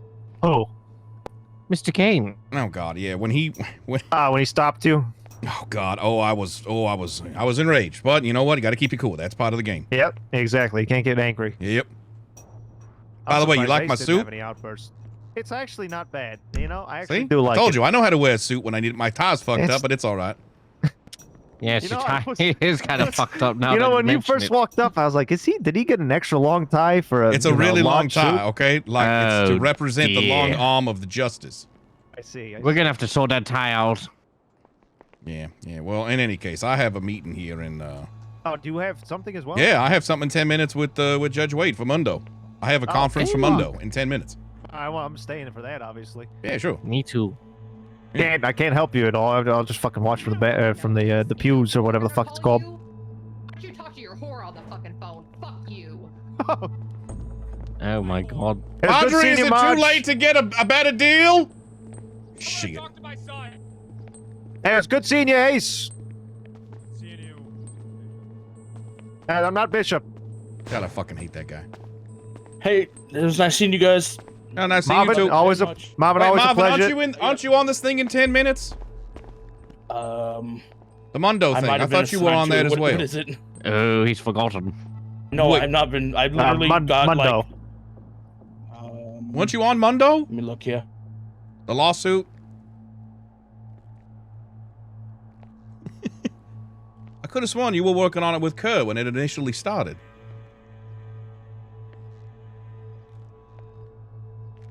He's not on it. I'm just fucking with him. We talked about it like 4 times. AG's office. You were there. You had like your little white hat on. Was it the white coat? Yeah. Okay, so I'm currently assigned to a Harlow appeal, a Riley appeal, and this appeal. Oh, the Riley appeal. Oh. That's the one you're on. Oh, okay, yeah. I'll see you Wednesday for that then. Yeah. Because I know the situation you're talking about. I think I spoke with it off the record. All right. Oh, yeah. you know, like it might have even been like a primary conference before the appeal. Right. But I don't think I was actually assigned to the case. Okay. Yeah. Where the hell is Hawthorne at? I can't. I don't don't you know. hate it when Actually, I'll be people right come back. into town, take up a bunch of cases, and just don't show up? Like, my God, makes the rest of you look bad. Yeah. The funny thing is I think something happened where like I don't know his train like derailed and then Oh Jesus! that train is Oh like my out God. of service for such a period of time. Boy, likely Is he excuse. okay? Is he not Likely injured? excuse. He's sending faxes, but you know. I got a fax from him. It said something like Tahiti's a really good time this time of year, something like that. What the hell? I mean, I'm sure he was just joking around though. I'm covering for his cases and he's in Tahiti. I don't know. He could have just been messing with me. I don't know. I'm better sure bring me at he's least an just umbrella messing. drink. Yes, Oh, that'd yes. be nice. Yeah. Oh my God, the umbrella drink. Anyways. But yes, I'm not actually on the Chuck Mundo Yeah, stuff. yeah. I'll see you on. Are you the primary on Riley, or is that Bishop? Let me take a look here.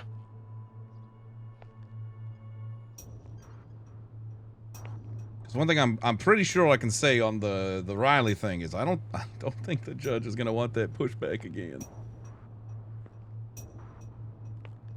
I love things getting pushed back. Yeah, like the one I'm handling now for Mundo. That's docket number 30. That's how far back this is. Lovely. Things sure are progressing forward at a fast pace. Well, I mean, to be fair, the system's getting up and running. Let's give him benefit of the doubt. You know? Right. Yeah, I'm not actually seeing who's lead on that. I'll reach out and Yeah. see if yeah, I just don't want Wednesday to roll around and then hey, Your Honor, I'm here, and no one from opposing counsel. You know what I mean? No, I will be here. Yeah. I always boy, believe in this should extending be that good. olive branch because I think Cassie just showed up. Oh, all right. Appreciate Oh, that. Jesus. Oh, that is who was on that case. It's Katya's group. No, Kachi is on the Mundo one. That's the one we're gonna do next. Right? Yeah. The Mundo one. That's why. Yeah. Because it's a civil, right? Yeah, well, I mean, Yeah. boy, I think the judge is going to be pissed off at that shit because initially it was Kerr, then it was Bishop, then it was Hawthorne, then it was Kachi. Like, it just got handed off one Yeah. week at a time by somebody, and the judge got pissed. He was like, who the fuck understand. is on this? Okay. Well, I mean, if there's anything I could do for you in the meantime, please feel free to reach out. Yeah, we can go and drop this Riley thing if you want.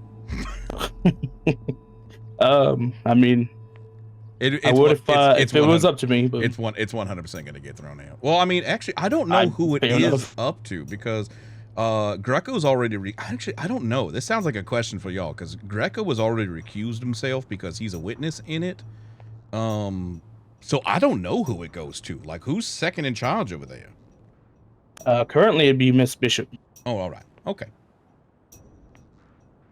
Sounds good. All right. Well, I better get in there. My thing starts in 5 minutes. So. All right. Ooh, lovely. Good luck. Indeed. Good seeing you, All right. Marvin. Well, yeah, of course. You too.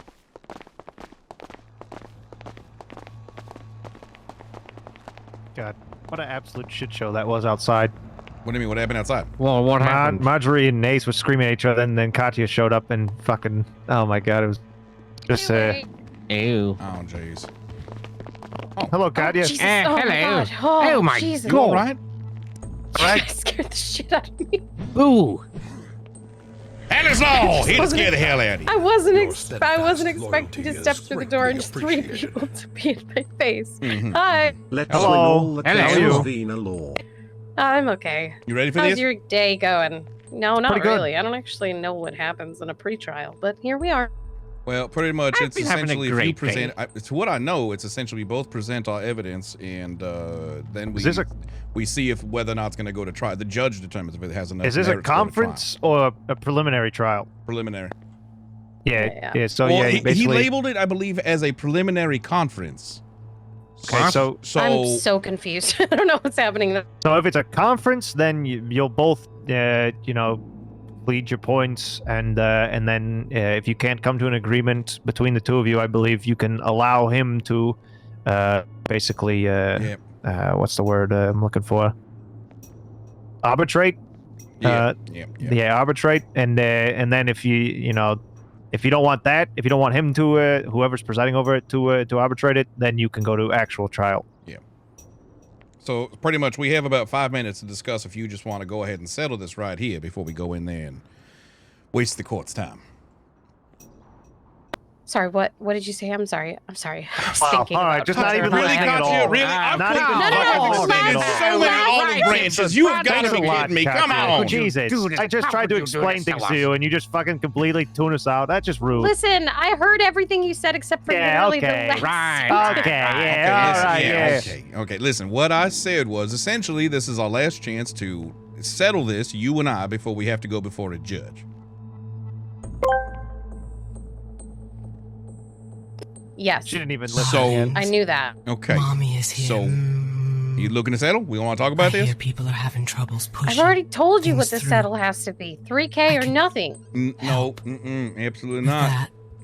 You got to go higher than that. Well, you got to meet me. that's- You got to meet me. That's what Harper said. Let mommy guide you. My sweet. Harper's the chief. I can't Well, listen, I would Hopper go may higher. be the but Hopper may be the chief, but you'll counsel. You'll represent the entire LSPD. I advised her to go higher for And- the sake of just ending this civilly. But Okay, yeah. Well, I mean, hey, she's that's your very if stuck with it. if she's representing the LSPD, that's your client. All right, fine, I get it. But I mean, listen, I can tell her to go just fuck don't- herself, but I No, don't I know wouldn't where the recommend money doing comes that. from. Yeah, well, yeah. Listen, I'm just worried that what if the judge agrees that my case has an absolutely abundance of merit, being that I have witnesses, photos, testimony. I literally have everything I need to win this case. And instead of paying, I don't know, say $5,000, you had to pay 10.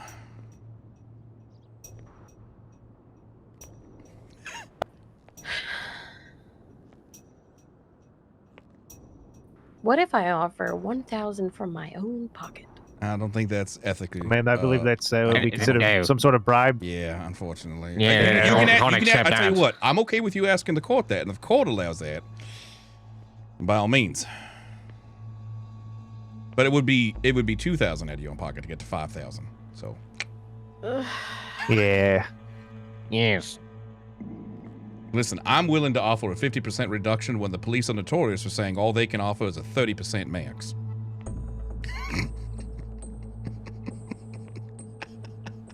Okay. Let me just think. We'll think and we'll do this thing and then we'll discuss it and I'll think about it. Because I mean, at this point, I don't think Harper's gonna budge. But I also don't know where the money comes from and if she's even in charge of it. So She is the chief of police, yes. I would assume she's in charge of it, but yeah, I understand. They don't have a budget? Yeah. I understand her point. I don't know what their budget is. No one knows what their budget is. She doesn't know what their budget is. Oh, God. What? Yeah, last I heard. Yeah, none of this stuff's really been established properly. I don't think. Here we are, though. That's awkward. All right, well, I guess we're waiting in. Right. Who's presiding over this? Wade? Wade is. I see. Yeah, Wade. They might still be talking about our conference. Well, we could always go in and check. Let's do that. What was your guys' Who's thing in for? there? Oh, it's just. Mr. Diggs' appeal for what you remember. Slowly remember walking. Sandy Shores? Slowly walking, yes. Oh, no, you would just sit here and wait. Oh, you go ahead first, because I'm going to have to... Yeah, there you go. Yes.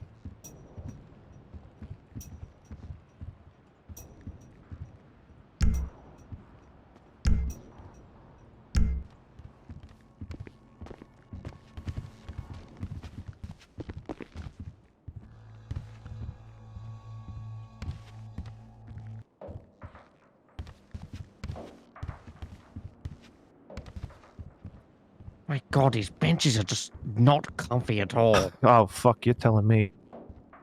It's like there's no room for your bum to sit down. My friend, have you ever had jury duty before? Thankfully not, no. Imagine fucking sitting on that kind of bench. The ones I've sat on, there's no like scoop to it like that. It's just straight fucking right angle. I sat on it for 9.5 hours. What the fuck? It was fucking awful. It's like they just want you to slide off. Yeah, it's awful. Yes, it's like a big old slide just going down on this seat. Whee! See, you're already sliding off. Yeah, I know, it's crazy. Whee!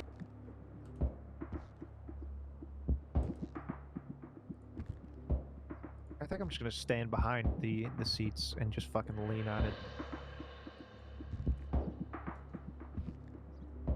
I want to sit down.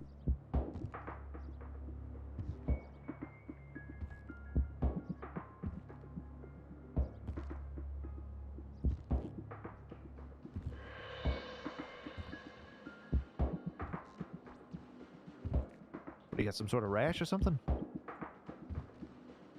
I'm just getting comfortable. Oh, I see.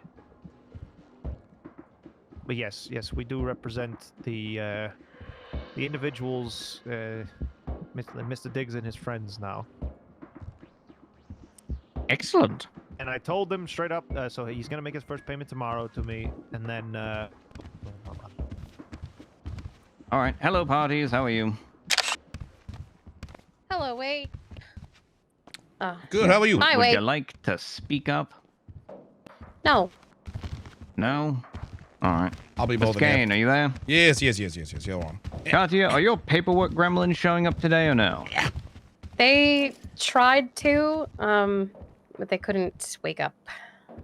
Ah, Unfortunately, their plane is very delayed. I see.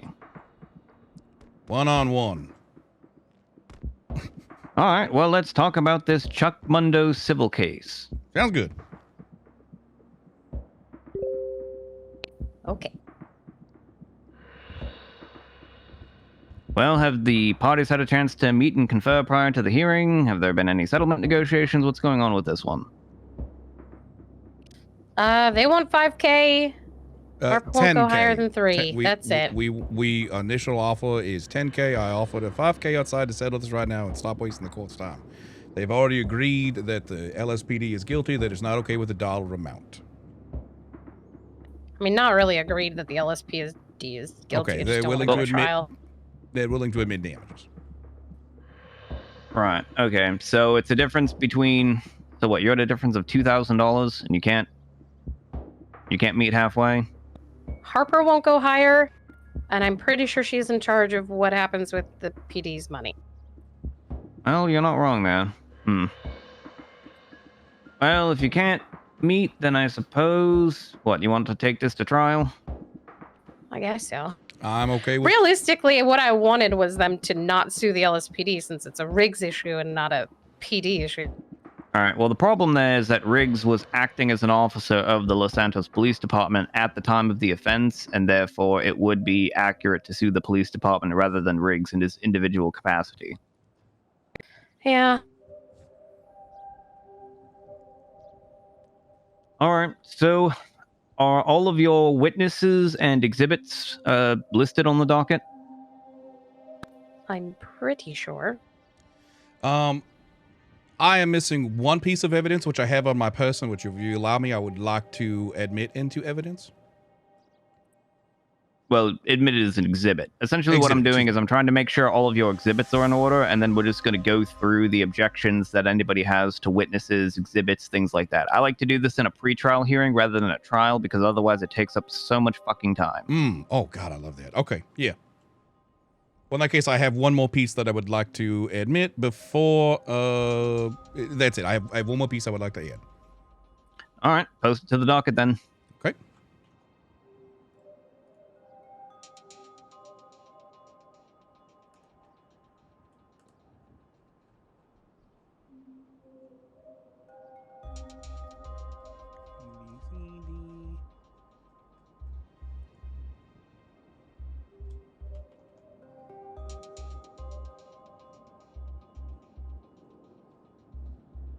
Hold on a second, chat. I'm posting it in the Discord.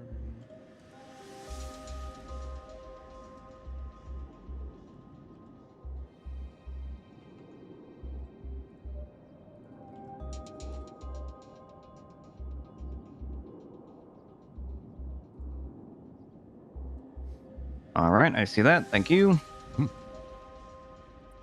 All right, so one thing I note at the outset is you have 8 witnesses listed. Are you actually intending to call all 8 of these witnesses at trial? Oh, lordy, no, Your Honor. Just as I like to have as many bullets in the chamber as I need to prove my point. Once my point is proved, I think I'll be all right. Honestly, I believe I'll be able to establish my context within maybe 2 witnesses at max. Okay, so let's start with this first. Which of the witnesses that you're calling are necessary witnesses? As in, if they don't show up, you don't believe you're going to be ready to go forward. Let's see. Won't be able to go forward. Probably Officer Bonnie McDowell. That's a mutual witness, so I think the opposing counsel wouldn't oppose that.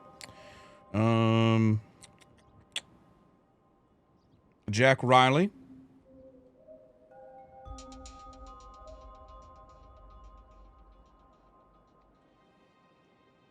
And we've had trouble he's had some trouble flying into town lately. Would be Jonas Taylor. Okay, I don't see Jonas on your witness list. He is below Lionel Riggs, but above Sergeant Stevie Hale. Oh, there he is. All right. I was looking for Jonas spelled in a different way. Okay. Okay, so on your witness list, could you please notate with like a star or something with the witnesses that are essentially your material witnesses versus the ones that, are just icing on the cake?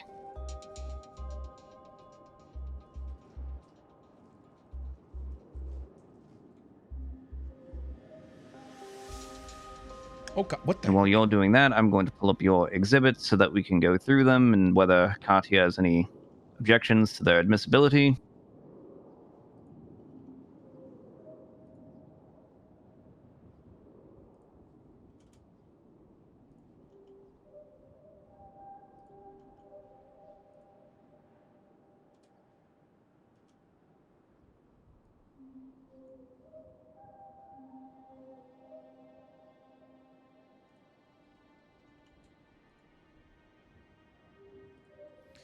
Your Honor, I also added Cody Payne there. However, I'm not sure if he's going to be back in town. He had to fly out for serve our great country. Mandatory 2 weeks, by the way. Yeah, mandatory 2 weeks serving our country. So I don't think he'll be back in time, but I'm going to add him just in case if something changes, if that's all right with you. All right, that's fine. All right, so in that case, Katia, do you have any objections to any of the witnesses that have been listed by Mr. Kane?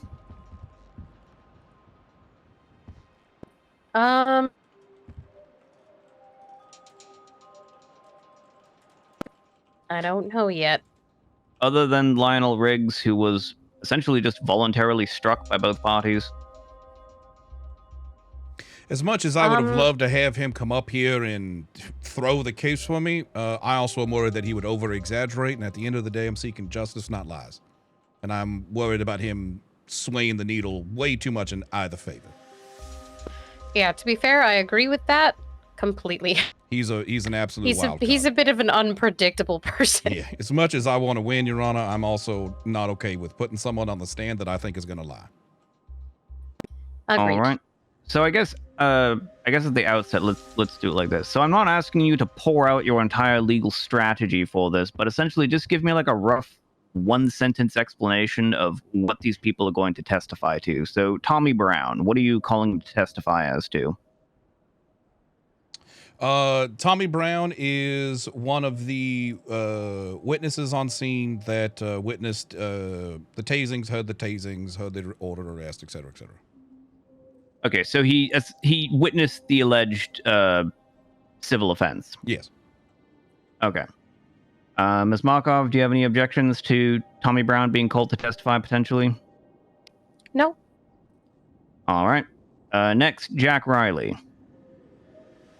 Jack Riley, same exact situation. He witnessed the entire thing.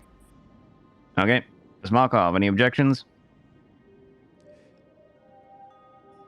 No. All right. Cody Payne. He's actually he's another one of the individuals directly on scene. He took a few of the photographs that will be provided to the court. But again, I doubt he'll be back in town as it is anyway. So if this thing's anytime soon, he won't be back. All righty. Ms. Markov, any objections to Cody Payne being called to testify? No, sir. All right. Hansel. Oh my God, I don't know how to say that last name. Hansel. Close enough. Hansel was did not witness the alleged fence, but he can help establish foundation that that my client was there peacefully protesting, and that the police did in fact A-OK this event to take place. Okay, so what is he? He's one of the event organizers or something? He's a bus driver, fellow bus driver. Okay, so he's one of the people who drove everybody down for the protest? No, apologies, Your Honor. This whole peaceful protest was for the bus drivers. They were trying to establish better pay, raise awareness, and such like that. So he was a participant in the protest itself as a bus driver. Okay, so he was a participant, but he didn't actually see any of this happen? No, but he did witness the police A-OKing everything. So it's just a bit of a foundational witness. One of the ones I can absolutely So one strike question I'm going to ask is his testimony going to be duplicative of, like, essentially, is there any other witness on this list who you could ask that question? Because it sounds like the only reason he's here is just to say that I'm 100% okay with you striking him, Your Honor. Absolutely. Okay, because the other thing we can do, Katya, I don't know exactly how familiar you are with the intimate details of this, but if the parties are willing to stipulate that the protest was a lawfully organized protest, we can just skip all of the witnesses. Yeah, I think we should just skip that one. I just feel like it's unnecessary with the other witnesses. Okay, so do you want to stipulate that the police previously had authorized the protest? Yes. I'm okay with that. Mr. Kane? Yeah, I'm all right with that. Absolutely. Okay, so since that stipulation is done, I'm going to strike Hansel as a witness just because he's no longer necessary. Absolutely. We've solved his entire testimony that may take 10 to 15 minutes with just a simple sentence stipulation. Done. All right, Jonas Taylor. What about him? Jonas Taylor, again, another member that was on top of the bus.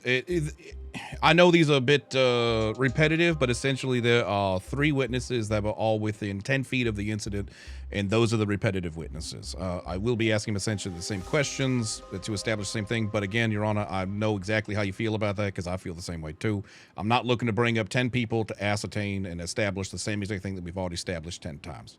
I just want them on the witness list that way, so if one doesn't show up, at least I have a backup to, get that point across. Right, that's fine. So I'm going to tell you at the outset, for those kinds of witnesses, I'm going to allow you to call 2. So if more than 2 show up, figure out which one you want to dismiss. Yes, sir. Absolutely. Yes, Your Honor.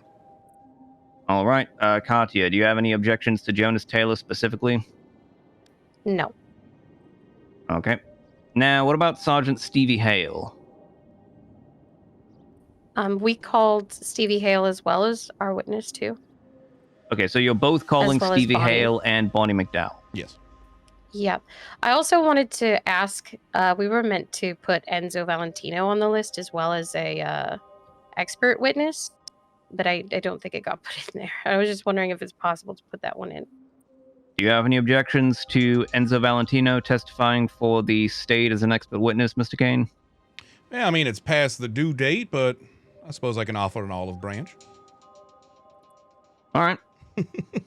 Alrighty then. It sounds like there's no more objections to the witnesses at this time, so let's go through your exhibits. I'm noticing that all of your exhibits appear to just be photographs.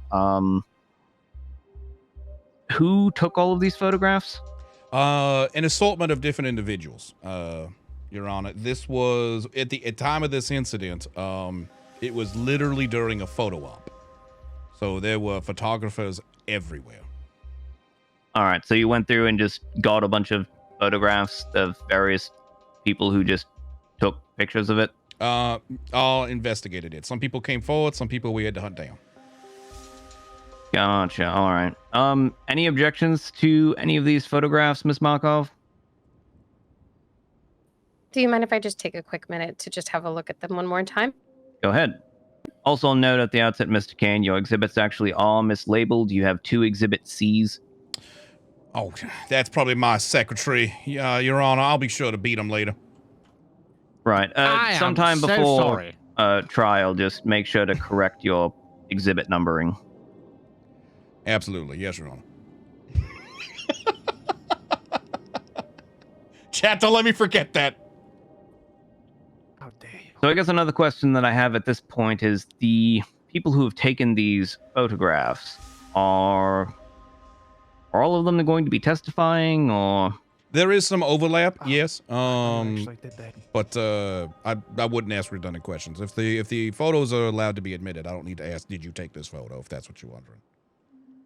Right. Well, it's just okay. So document authentication is a thing, and so right. So in actual court, what generally happens is if you're admitting photographs like this, you essentially have to have you either have to have the photographer present to testify as to the authenticity that the photograph is a true and correct representation of events, blah blah blah.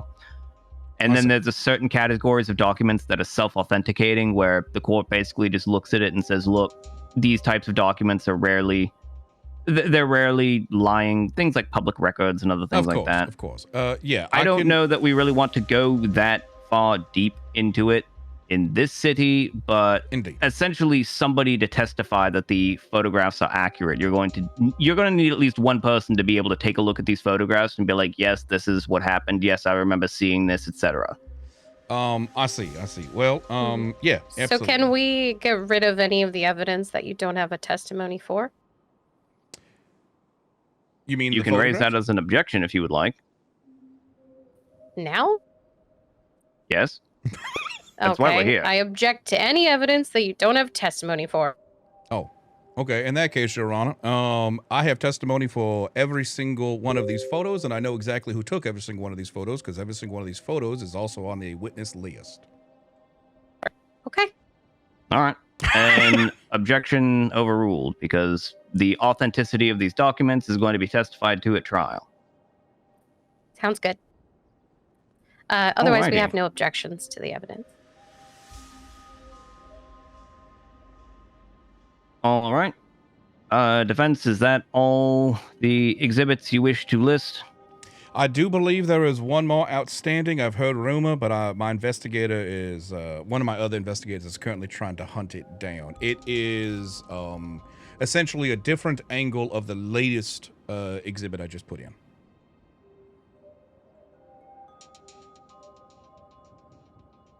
All right. Okay. So exhibits A through E appear to be material and relevant since it's showing the offenses. I'm not sure the latest exhibit that you had. I'm not sure what I'm looking at here. What is the purpose of this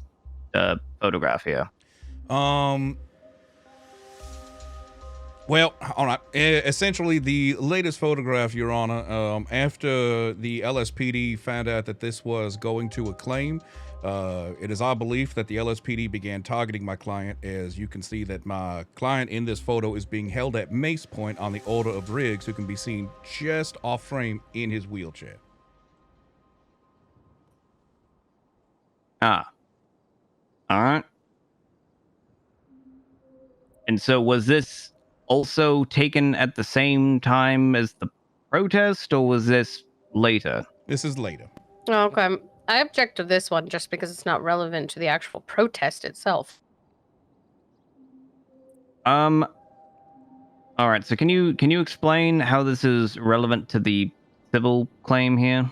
It's not relevant to the civil claim in particular, but it is relevant in terms of how the LSPD has continuously treated my client, and how after this claim was filed, the LSPD ramped up the efforts to try to intimidate my client into dropping this exact case. Okay. I guess my question here is, is any of the relief you're requesting related to this, or are you just throwing this in here? This is one of the primary reasons why my client wanted to bring this suit forward, is because not only did this, the damages claimed are from the actual incident at hand, but after this incident, my client had a good 2-3 days to stew on this if he wanted to do this or not. And during this time, the LSPD continuously kept harassing him. So he decided to go with what he could, which is the protesting incident. Okay, but you to just be said clear, that it happened because he was putting hold on, it forward. caveat. Hold on, caveat. But to be clear here, none of the relief that is being requested by a client relates to the subsequent, I don't know, intimidation of him. Am I understanding this properly? That is one of the stipulations for why the dollar amount is at 10,000. Okay, so it was part of the basis then. Yes. Okay. As I'm sure you're well aware, the LSPD and the Wolf Pack have a dicey relationship at best. With him being the head coach, I'm sure you can imagine how much hostility he receives on a regular basis. Right. And so, Katia, I'm assuming you were going to rebut this? Do we have a witness for who took this photograph as well? This one was also taken by my investigator. He was on the bus at the scene of the crime, and a witness. And is your investigators on the list? He is on the list, yes. That's Cody Payne.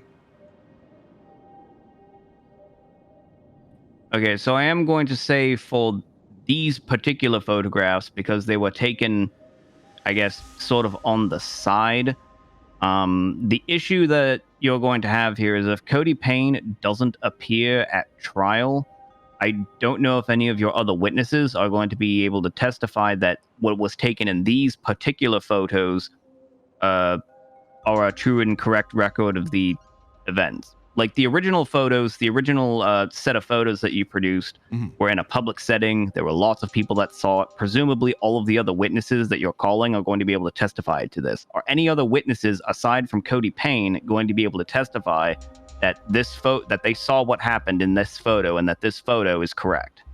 I believe yes. Allow me to do some digging, Your Honor, and I can let you know before trial begins, if that's okay. I do know that there were at least 8 other people on the bus, but I want to make sure I want to make sure I cross my T's. Right. Okay. So again, that's why we're doing this hearing. So that's something that you're going to have to think about with regards going into this trial, because it sounds like at the outset is that if Cody Payne isn't present, you're not going to be able to authenticate these photos. All right. And I think that's about... sorry, go ahead. If I may, actually, I'm not sure because, again, the other photo, the one that I told you that has a different vantage that I'm still trying to get my hands on, right. That is actually the officer in question that is holding my client at mace point. She turns around and you're able to see a face. But from the back, I think that's actually Sergeant Hale. Are there any other white-haired individuals in the LSPD to your knowledge, Katya? Yes. Okay. Then so that is Sergeant Hale. Okay. I believe that's Sergeant Hale, but I am unsure. No, I don't mean yes, that's Sergeant Hale. I just mean yes, there are other ones. Okay, females so with to the same give style. I don't know, to give a brief bit of advice to defense, essentially what would happen here then is if Cody doesn't show up, you're not going to be able to authenticate this photo, but just because it's not admitted into evidence doesn't mean that you can't use it to question another witness about. So I think your best bet for using these photos is to question Sergeant Hale directly with these photos, not necessarily admitting them into evidence, but showing them the photo, asking, hey, do you recall this? What's going on here? You know, something like that. I see. All right. So in this quote, I will be allowed to show her, say that, do you recall this event? I will be allowed to do that? Yes, because there are certain records that you can do that sort of thing with without them having been entered into evidence. Okay. Excellent. Thank you, Your Honor. All right. And I think that's all of your evidence. Is that correct? For me, aside from the one additional photo. One additional photo, like I said, and it's the same incident. It just shows the officer with a bit more clarity that she is in fact holding my client to mace point.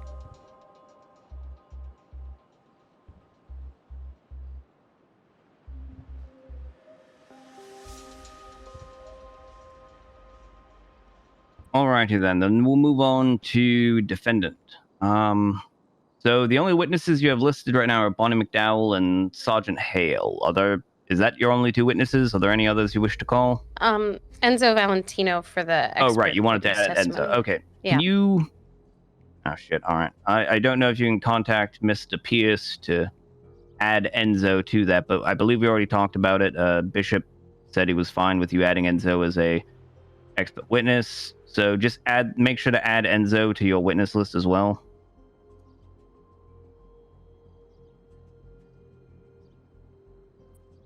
Got Gotcha. Yeah, sorry. Gotcha. I got you. Gotcha. All right. Mm-hmm.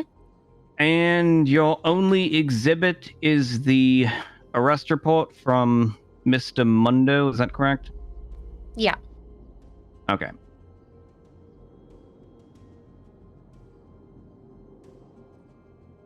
All right. So since we already essentially went through the objections to any of your witnesses, I mean, 2 of them are shared and 1 we've already established that Mr. Kane is fine with you adding. Do you have any objections to the admission of the arrest report, Mr. Kane? The only objection I have to it primarily is I believe it to be slightly falsified. My client was tased twice. I have multiple witnesses that will attest to that, but the report only says once. So I only object to its accuracy. Okay, so that's not really a basis Yeah, that's not really a basis to strike it, but yeah. Right, yeah. You know, show it to Sergeant Hale and whoever and be like, why did you say this when clearly, you know, all that shit. Yeah, exactly. Mm-hmm. All right. Well, I think that's essentially it. That's all the exhibits. That's all the witnesses. I guess I would still encourage the parties to try and settle because, again, it sounds like you're only $2,000 off from one another, and it seems a bit... I don't know. It seems like you might be able to meet in the middle at 4,000 or something.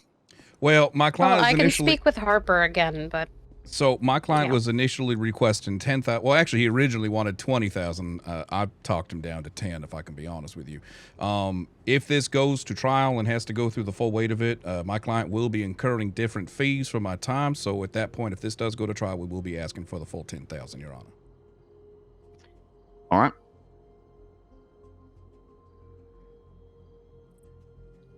Okay. So I guess the other thing is, I know, I guess Bishop, you were here, but Katya and Josiah back there. Hello, Josiah. You weren't here, but I guess what we're doing now is we're asking the parties at this time whether they want to go to a full trial or whether they want to do sort of a more, a sort of a binding arbitration. Essentially, it's just the level of formality is the difference there. In arbitration, there's a little more freedom for the parties to do things, but at the same time, it's a bit less rigid. I don't know. Do you want to go to a full trial, or do you want to try and arbitrate this? I still don't quite understand what the difference is. I'm sorry. Could you clarify? Well, that's the problem. Is it? I don't know. The judiciary hasn't really clarified exactly what goes into arbitration versus a full trial. Like, I'm sure you're both familiar with full trials. I know, Mr. Kane, you've watched 2 of them now, so you're familiar with what a full trial is. Yes. They were both very painful, and they're also both mine, as luck would have it. They did both also involve Mr. Ace of Spades, so... I guess the difference between arbitration and a full civil trial in the city is just essentially just going to be the level of formality. And I guess the freedom that the judge has in order to make rulings, like in an arbitration, whilst the rules of evidence still apply, they're not really strictly applied. The arbitrator has more of a basis to hear testimony that might otherwise be objected to anyway, just to make their own determination. Essentially, in an arbitration, I guess, it's going to be more about getting as much on the record as possible and then just leaving it up to the arbitrator's learned judgment to essentially decide what happens, versus a formal trial where, you know, there's all the rules and it's all very stuffy, things like that. I will leave that choice up to Mr. Kane. To be honest with you, Your Honor, I'm okay with either. God damn it. You know, I don't like making choices either, Kane. Okay? Yeah, no, listen, Miss Kachi, if I can speak very confidently, I think that this case is mine no matter what. The evidence and the facts that I have back me up 100%, and my client. All right, let's do the arbitration one. That sounds like more fun. All right, you want to take this to arbitration? All right. Yeah. All right, then I will note that on the record in a bit. But yeah, essentially, I guess the thing with arbitration is, I guess I just have more leeway to, you know, get things out of the parties. And also you'll have more leeway with the questions that you ask of the witnesses. Sounds good. Plus, I've already seen 2 trials, so let's see an arbitration. Yeah, let's skip a trial and let's have a look at what arbitration feels like. It still will be $10,000 my client's asking for an arbitration, Miss Kachi, just so we're clear. Oh, I'm well aware. Okay, just making sure. You know what? That's actually something I should probably ask while you all are here. So, how are you justifying the $10,000? Justifying the $10,000, Your Honor, because I wasn't quite sure exactly how to go for it. My client originally just initially said that he wanted $20,000. Flat out, that's what my client requested. I then tried saying, you know, that's going to be kind of difficult. I think we could do it. I think we could win. And I essentially talked him down to $10,000. How I got to that number was, honestly, I just cut his number in half, and he agreed to it. Gotcha. All right. So this is the problem. This is the problem that I'm personally trying to address, is that because, okay, so in most cases, when you incur civil damages, your actual damages are usually, you know, medical bills and any consequential damages that stem from you being in the hospital, you know, like missing work or this, that, and the other. In this city, the hospital doesn't charge anything. Right. So it's hard to justify that. So I know, Katya, I think I've talked about this with you, but Mr. Kane, one project that I'm sort of working on is trying to come up with a schedule of injuries, if you will. All right. And then putting dollar values to that so that attorneys, when they sue in cases like this, they can actually point to something and be like, this is how I'm justifying my damages. Because right now, essentially, it's just you ask for whatever you want, and then I have to decide whether that's proportional to the injury. And it's just all ad hoc, which is not really good law. So yeah. So if I can give a bit more reasoning as to why I came up with that, and I was okay with setting on that. Once you hear my client talk, you will understand. Have you ever met Mr. Mundo before, Your Honor? I believe I've met him once. Okay, well, if you've met him once, hopefully you remembered how he talked, because it's just gotten worse and worse. Essentially, he's not even in the city right now. He actually had to fly out for speech therapy, which is obviously very expensive. And he won't even be back until Tuesday. Yeah, his speech pattern's gotten incredibly worse ever since the double tasing back to back. Which is actually, I believe, one of the reasons actually why the state actually removed said tasers from the police department. But that's a discussion for another time. But it could be argued as such. Now that being said, as I said, this was not incident happened, we immediately filed. This was incident happened, harassment, began to fear for himself, all sets, going forward and stuff like that. His speech started getting worse due to all the emotional complications that have come out of this here event. So this is more than just what bills he had to pay for. This is more for damage and personal injury that he has personally sustained, Your Honor. Right. Do you have a bill for how much his speech therapy costs? I could get it for you if you want. I mean, that's not included in this. I could tack that on. Well, I suppose one question I have is, did Mr. Mundo actually, did he go to the hospital after this? He was not permitted. He was tased twice, and then instead of putting his personal health forward, he decided to return to the protest and fight for his fellow rights. Which, again, which is why I'm not asking. Did he ever go to the hospital as a result of this? Yes, of course he did. Okay. Do you have the medical record from his visit? I can ascertain it. Yeah, if there's a report on it. And to be fair, Your Honor, this is a time before medical reports were necessarily a good thing.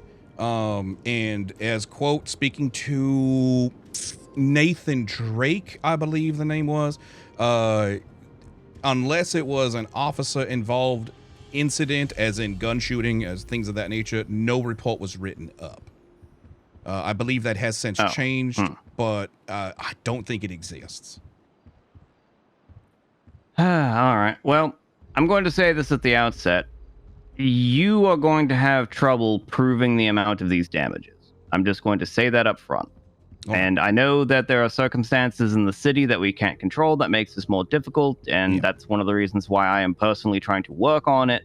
But for civil suits like these, it is important that you have some way of justifying your damages. And to you, Mr. Kane, I think your biggest problem in this, or your biggest hurdle rather, may not be proving that the event happened. You may be able to have a good shot at proving, liability here.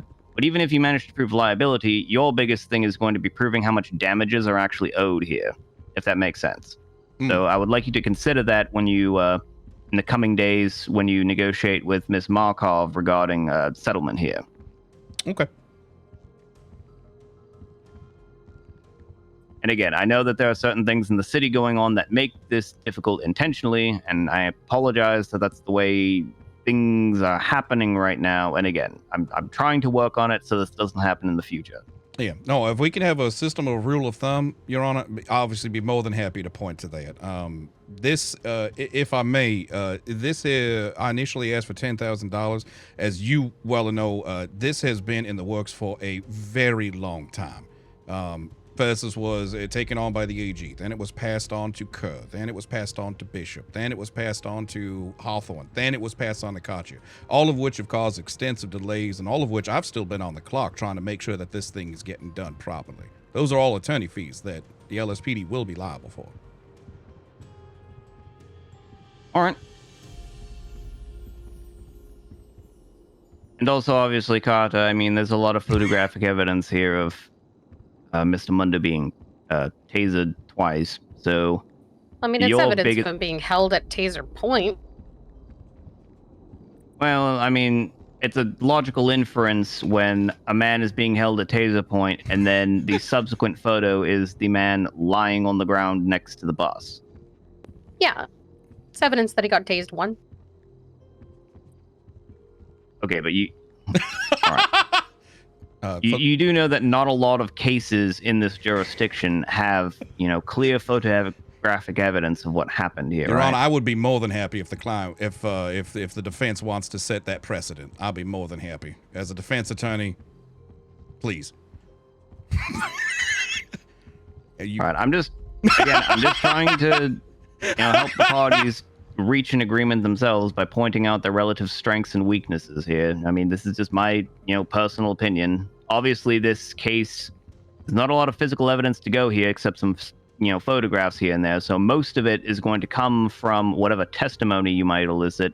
I don't know how long either of you have spent preparing and, firing off questions at these witnesses to see how they're going to testify at trial or whatnot, but even if with proper preparation of witnesses, I can speak from experience that many times you can prep these people for as long as you want. They'll still surprise you with what questions they actually give you. And you may not like what they actually testify to at trial. So that's another thing to keep in mind. Indeed. Absolutely. Yeah. And that's why Riggs is gone.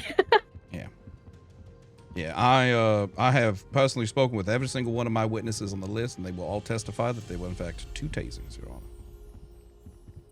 Honor. All right. Well, if you're confident in that, you're confident in that. unless if any of you have questions for me, I don't really see any more reason to drag this conference out any longer.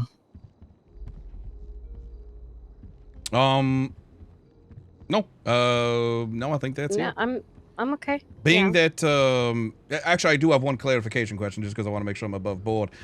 Being that we have mutual witnesses, I am still allowed to approach them and essentially interview them.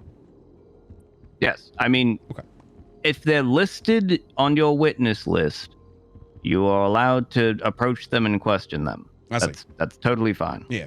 I've just, different cities, you're not allowed to approach opposing counsel's witnesses and such and such. It could be viewed as, intimidation, such like that. Just want to make sure it's above board, Your Honor. Yep. I don't know if we really talked about that too much in the judiciary, but I'm just going to make an ad hoc ruling that yes, if you have the witness listed on your list, you can talk to them and try and prep them. That sounds fine to me. Sounds good.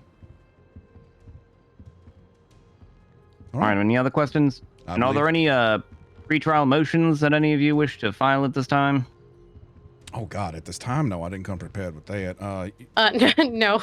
I'd like to propose a motion that you rule in my favor. Does that work, Your Honor? Same. No, I said it first. Wait. No, I said it second. First is the worst. Second is the do best. you want this case determined by summary judgment? Because that's essentially what you're asking me to do here. Oh, shoot. Oh boy. Yeah, Kate. And I did say straight up that this case is one that's mostly going to be hinging on witness testimony. So, do you really want to go to a summary judgment? No, Your on Honor. this one? I think I had a bee in my throat. No, Your Honor. No motions at this time. All righty. That's what I thought. Well, all right. Again, if none of you have any questions for me, then you're all excused from this conference. All right. Thank you very much. And if we come to a settlement before, we obviously bring it before you in the docket, correct? Yep. And I'll make a notation here that you're proceeding to arbitration, and I'll also have a quick conversation with the judges to figure out exactly how they want to do arbitration, because I know how arbitration works generally, but I don't know if, say, the Chief Justice has any specific procedures in mind or something like that. If they have, then they haven't told me about it yet. Personally, I'm okay with being a guinea pig, if that's right with you, Your Honor. I understand systems are still getting up and running, so... Well, I was a guinea pig for bench trials, so I guess I'll be the guinea pig for arbitration as well. Fuck it. Can we time out this real fast? Sorry, someone's about to get towed outside. Anyone own a Dodge Diplo? Thank God it's not me. A white one. Yeah, that shit's about to get towed. Oh, God damn it. Yeah, move that shit. Well, hey, Bishop. Hey, Goldie. Hey, Goldie. Interrupting entire. Well, I guess it was Josiah's car. All right. Okay. All right. Well, thank you, Your Honor. All right. Yep, you're welcome. I know this wasn't you, as Your all Honor. nice, neat, and formal as, Hugo's conference, but, we run our conferences differently. Well, yeah, that conference kind of turned into a deposition very quickly, so, I mean, very different taste. Yeah, no, this was fine. Yeah, I had didn't no mind problem it. with this, Your Honor. Yeah, this was nice.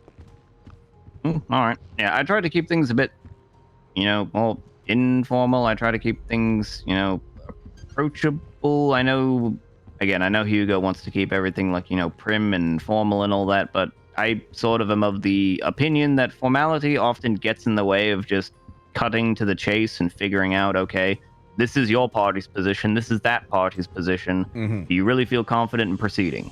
Yeah. Also, I think that how formal and uptight it can feel can just make both parties feel unnecessarily stressed out. I absolutely agree with that. If I can put a statement on it, it's informal but educational, if I may. Which I will always prefer, if I can be blunt. All right. Well, you're in luck because arbitrations are supposed to be essentially just more of that. So. Fantastic. Yay. All right. Well, again, I guess technically you've been excused for the last 6 minutes. Oh, you're just fun to talk Woo, to. Your we're Honor. dismissed. Yeah. All right. Well, I mean, if you want to stick around and talk, I'm perfectly fine with sticking around and talking. I'm gonna go check my PO box. As long as we're finished, are we finished? We're good. You sure? Oh yeah. Unless you want to talk excused you about 6 settlement. minutes ago, Katya. You are free to leave if you want to. Thank you, Master. That's. Oh, jeez. I'm joking. Thank you. Thank you, Your Honor. Sorry, I'm out of here. I mean, I wouldn't mind picking your brain about another case I have, which you are not the presiding judge on. I want to. Is it about the previous one, and you want to ask me about the sheriff's uniform? No. Oh, all right. No, not that one. That one's already gone to judgment. There's nothing I can do to bring that. No point bringing that up. You ready? Oh, well, all right. Yeah. No, I wanted to talk to you about the Riley case, State v. Riley. State v. Riley. Okay, I'm not familiar with that one, so. Yeah, that's why I don't know if I'm allowed to. I essentially just want to discuss whether or not you think my point holds water or not. That's it. Okay, so I can tell you up front, because I'm not the presiding judge on this one, my opinion basically doesn't matter. Oh yeah, absolutely. So, no, I understand. It's just more of a opinion to opinion, like. All right, yeah, I can give you an opinion, sure. Okay, well, essentially, I plan on getting this. It ties into one of the things that I initially brought up with you when I was giving you that vague question a few weeks back, if you recall. I do not recall. And whether or not the AG is a cop. Oh, that one. All right. Yeah. So, essentially, I'm going to be pushing a motion to dismiss all charges against my client on this upcoming Wednesday. We have a preliminary hearing. And I want to see if I'm an idiot, because, I mean, let's face it, I am. Or if you think my point could hold water. Not that it will, of course. I understand the position. Essentially, I plan on pushing a motion forward to dismiss all charges against my client based on the fact that both the police report and the affidavit provided by Mr. Greco state that he was ordered to leave. Sorry, you don't know I'm aware of the facts. Individual Jack Riley, government trespassing at City Hall. Oh, I actually do know this one, actually. Yeah. So, okay, so full disclosure, I actually personally witnessed this happen. Okay. I was a state attorney at the time. I was coming in to talk to the attorney general. Upon leaving, Jack Riley approached the attorney general, started talking. I essentially saw all of this happen. Oh, in that case, I should stop right here then. Where did he approach? Well, the thing is I'm not being called as a witness, and I'm not assigned to the case. So yeah, you know. Can you tell me? Well, I mean, either way, it doesn't matter because I still think my thing's gonna hold water. So did you witness when he was arrested? That I did not witness. No. Is there a hello, judge Ace. here? Yes, I'm here, Ace. Can Hello. you remove community service? No, unfortunately, I There's can't. no way to remove this. If you can't remove it, then I can't remove it. Oh my god. I think he got sentenced to community service, Your Honor. Sounds like the attorney general's gonna have to fix some electrical boxes. It's okay that I'm chuckling, right, Your Honor? It's okay that I'm chuckling. Right? We were testing the community service function to see if an officer can actually administer community service, essentially at the scene rather than having to take someone down into the cells. And as a test, we decided to see if we could give the attorney general community service in the lobby. And it turns out it works, but we were going to remove it, but apparently they can't remove it. So now I guess the attorney general has to do 5 units of community service, whatever that is. I need to get some photographs for reasons, Your Honor. Any case. All right, so back to the Riley case. Yeah, back to the Riley case. Did you witness the actual arresting itself? I did not. I essentially excused myself at the time that the police started showing up. I see. Okay. Well, in either case, both Jack Riley, the police report, and the affidavit provided by the AG all explicitly state that Jack Riley was ordered to leave by the AG several times over. And then the moment the police officer arrived, the AG ordered the police officer to arrest my client. All right. My question is my client in that scope guilty of trespassing, being that he was never asked and never refused a lawful order by a police officer to leave the premises? So this is going to be an interesting question. Yeah. Because Jack Riley was charged under the old penal code definition. In the new penal code definition, Actually, let me look it up so I'm not misquoting it for you. Okay. Yeah, this is the 7,500 one.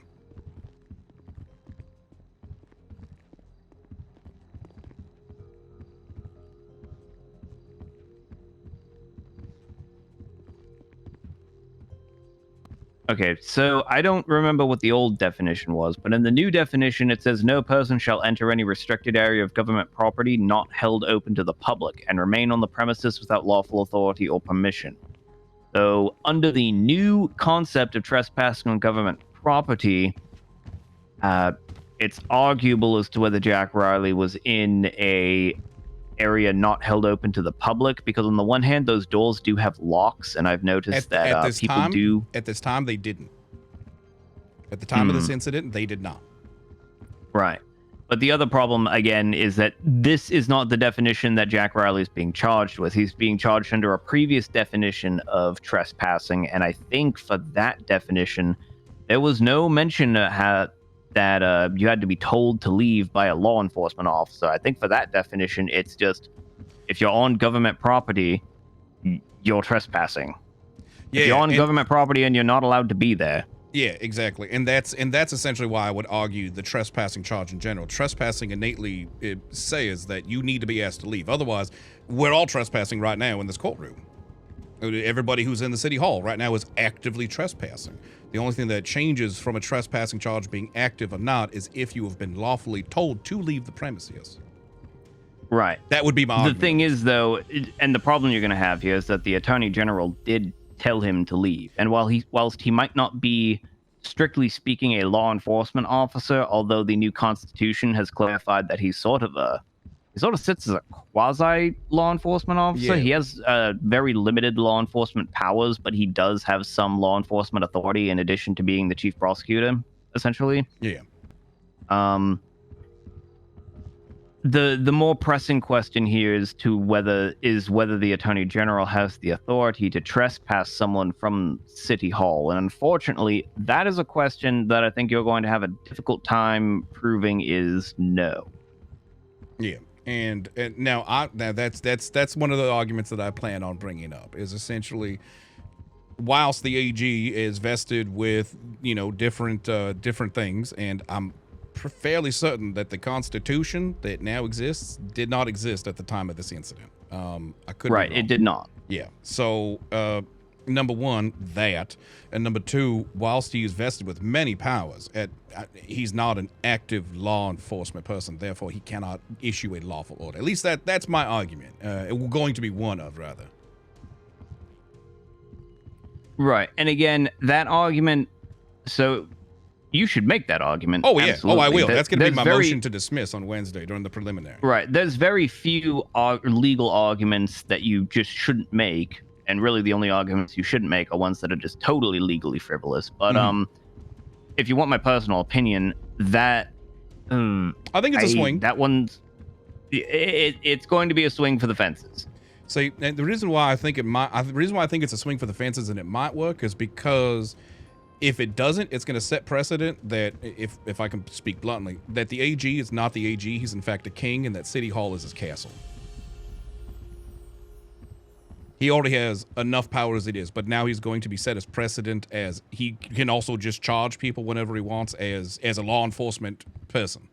Like, there's a difference between him bringing charges that come to him, and then he has the final say on it versus him saying, you are under arrest for this, for this, for this, and I'm worried about there just being separation of powers is a thing for a reason, Your Honor. That's essentially my argument in a nutshell.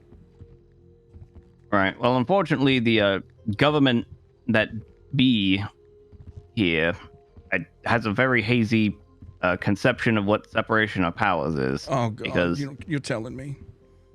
I mean, I don't know if I've made this joke with you in particular, but I make this joke with a lot of people that, according to several city council members, the DOJ is still going to be writing all of the laws, and the city council is just going to be voting to modify or tweak them, which essentially means that I am both a judge and a senator. Congratulations. Yes, I am the judiciary here. The 3 judges, potentially 4 when we add another one, are the principal lawmakers in the city and also the ones who interpret and adjudicate those laws. I see. Yeah, it's yeah. Yeah. So yeah. In any case, yeah, that's it. I just wanted to get your feeling on that one. See if I was being an idiot for even bringing it up. I do appreciate your time.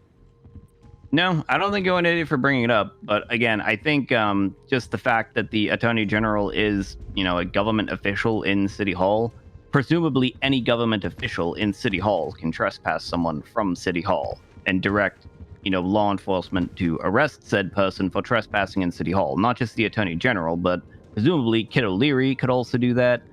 When the mayor is elected, the mayor could probably do that. Any of the city councilors could also do that, more than likely. Although one argument that I'm not sure if you've considered is trespass from public property. Oh yeah, that's a lot more limited than trespass from private property. There's certain criteria that you have to meet, and also I think I talked with the judges about this very briefly, but I think we've all been on the same page that you can't permanently trespass someone from government property. You can only temporarily do so. Yeah. If I may ask, because I'll be honest with you, Your Honor, something smells a little fishy to me. 2 questions. Would I be frowned upon if I called a judge up as a witness? Not you, I'm talking about Power.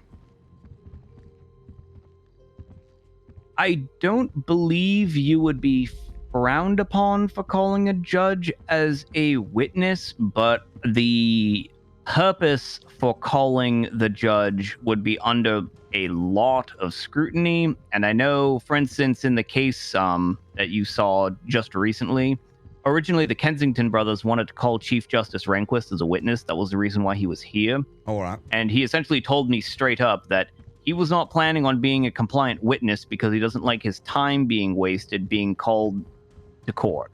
Yeah. And that's another problem you're going to have to grapple. But strictly speaking, nothing prevents you from calling a judge as a witness. I see. Yeah. No, I don't want to have to do that. Because if I can tell you my piece, personally on this, when I initially came to the AG to begin discussion about this case and begin the hey, can we drop this charge, just the general conversation, to certify the conference ticket thing, I'm talking about. Right. He explained this in detail as to what happened, and what he explained in detail is vastly different from what he put in his affidavit, and Judge Power was in the room when he explained this. Okay, so you want Judge Power to basically be a witness as to what was actually stated in the courtroom to cut against the affidavit that was actually submitted? Exactly. So I do think that is a permissible reason to call a judge. Again, I can't promise you that the judge is necessarily going to be compliant with you, but that does seem legitimate. I guess my question here, though, is there anyone else that you could potentially call to testify to this? We were speaking quietly, and he was the only other one in the room. Okay. Yeah. Then yes, I would actually. So here's what I would do. I don't know if this is going to be possible because I know many of the other judges, well, there's only 2 of them, but the other 2 judges don't seem to be in the city nearly as much as I am. Yeah. But if you can reach out to or contact Judge Power and maybe let him know ahead of time that you're thinking about calling him as a witness and, explaining why you want him as a witness, that may go a long way to getting a compliant judge as a witness versus a uncompliant judge as a witness. Yeah. No, I don't just plan on subpoenaing him out of nowhere. Hell no. I like keeping judges on my good side. I'm not a Kensington. Right. Right. I am well aware that you are not a Kensington. Yeah. All right. Yeah. Because essentially he told me, and when he told me this thing, it was fresh, like within 24 hours of this happening. So he told me one thing. Then he wrote me a strongly worded letter via the docket. Then he put in the affidavit. And each iteration of him telling this story just suspiciously made my client look worse and worse and worse. Which is why I think, if I can be honest with you, I blatantly, Your Honor, I think the AG is lying about in his affidavit, which I know is one hell of an accusation, but I think he is. Well, I mean, again, if that's what you think, then sure. See if you can get Hugo Power on board to testify to it. All right. I know, speaking on a political measure. Oh yeah. You I'm gonna put a might target right on find my back. Hugo. Well, no, actually, I think you may find that Hugo Power may be a little bit more willing to do this than, say, the Chief Justice or myself, because I know Hugo Power, I don't believe, is the biggest fan of the Attorney General on a personal level. Oh, is that right? Yes. Well. The Chief Justice is very aloof and sort of just does whatever he wants. Power is very reclusive, and he has a lot of things that he doesn't like, and he's very particular and uptight, as I'm sure you may have noticed from the deposition. Oh yeah, he yelled at me, Your Honor. Right. Myself, I generally just get along with everyone. And I'm sure you've noticed that in my courtroom, I tend to allow testimony that maybe other judges would not allow, just because I want to hear what they are saying so that I can come to my own conclusion as to whether it's, admissible or not, because I know many attorneys here aren't exactly the greatest at knowing precisely what the rules are regarding... I do my best. Right. So, and that's just sort of speaks to the idea that, us judges, we all run our courtrooms in different ways. Yeah. I tend to be nice and permissive until my patience runs out, and then I start yelling at people. Hugo has no patience from the very beginning, and the Chief Justice sort of sits in the middle somewhere. All right. Well, fantastic. I do thank you for your time. That's pretty much all I had. I just wanted to see if my bag held water. That's it.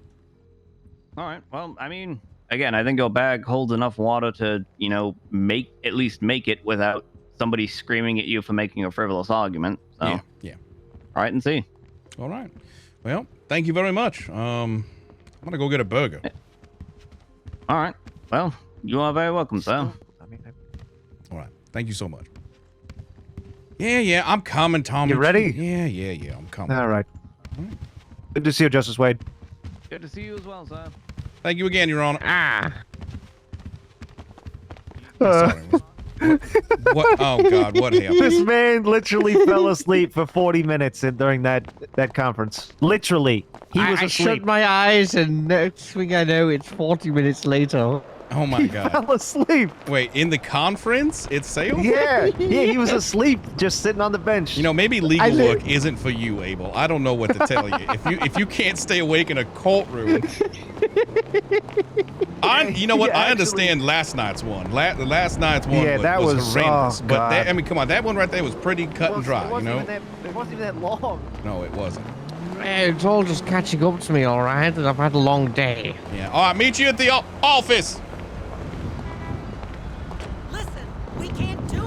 Well, I can't believe 40 minutes passed by. Oh my God, did you really fall asleep? I actually did, yes. Oh my God. You need me to drop you off somewhere? You need to go to bed? Need that promotion. No. I've got some energy. Oh, now you have a from power that nap, now. so you're good, huh? Yeah, I'm good now.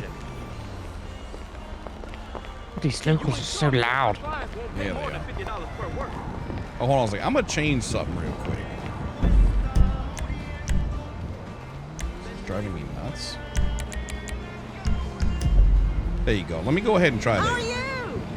If I change, can you still hear me all right? Yeah, I can still hear you. Am I louder at all? You sound exactly the same. Exactly the same? Oh, all right, good. Yeah, essentially, you notice whenever I was talking to people, my lips weren't moving. I was just fixing that. Oh, I see.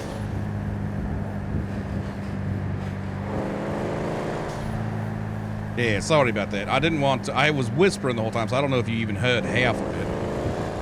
No, I didn't hear anything. I was just listening to dead silence. Oh, well, I mean, hey, look at that. Gave you a nice, good sleep, I feel like I didn't miss much, considering that when I woke up, you were still in there chatting.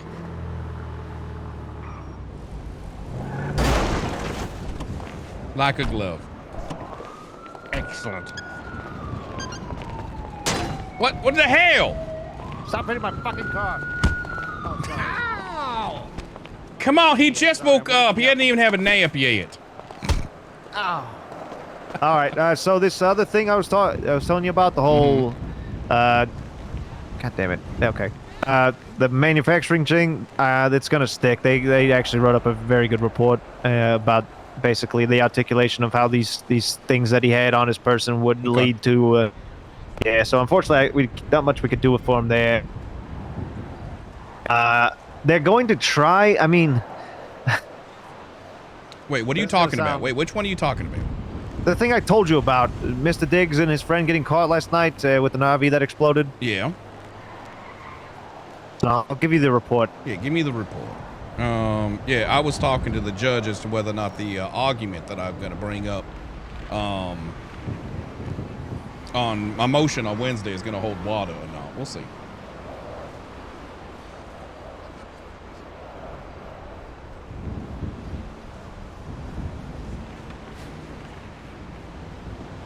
Jesus Christ.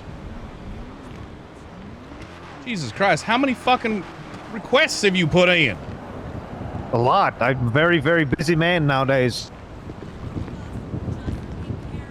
I gave you the one. Oh, I have it right here. Fantastic. San Andreas District Court for the District of Los Santos. I, Thomas D'Angelo, representative for Jesse Morales, seek the production of my client's criminal records. God damn it. Specifically, I seek the production of the specifically enumerated records below. Dumbass.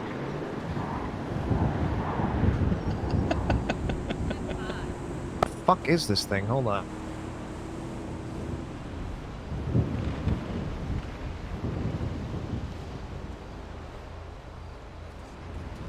There you go.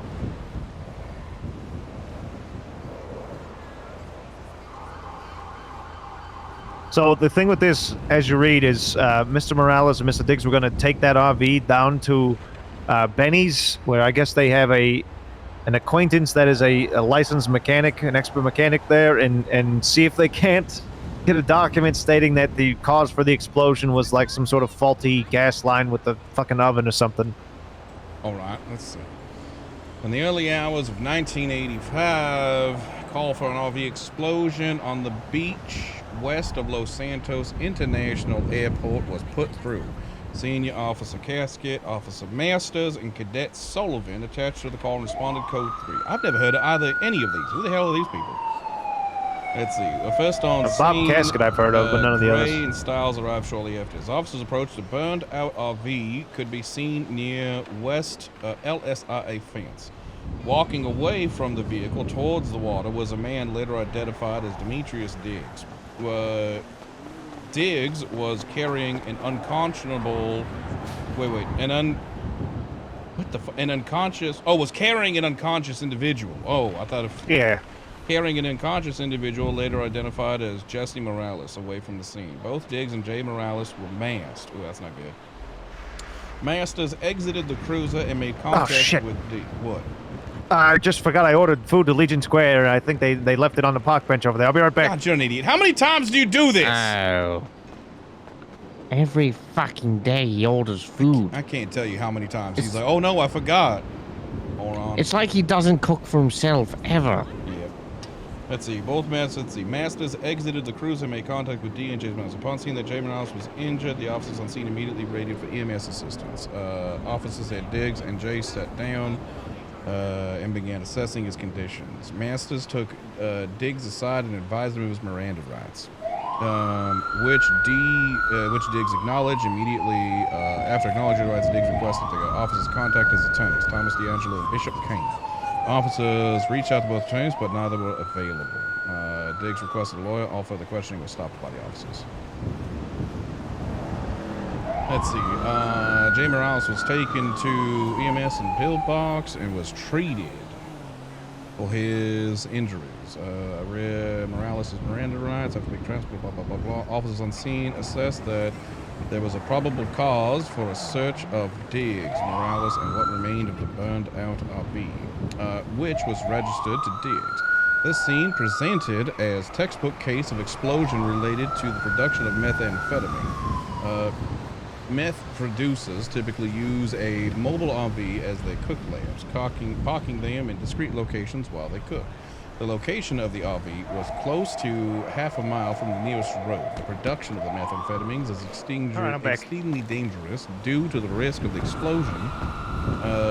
Injuries consistent with being in the immediate vicinity of an explosion. The presence of masks on both suspects likely provides some level of protection from the fumes during the production and or to conceal their identity. Further led officers to believe that there were ample probable cause to search both the suspects and the RV.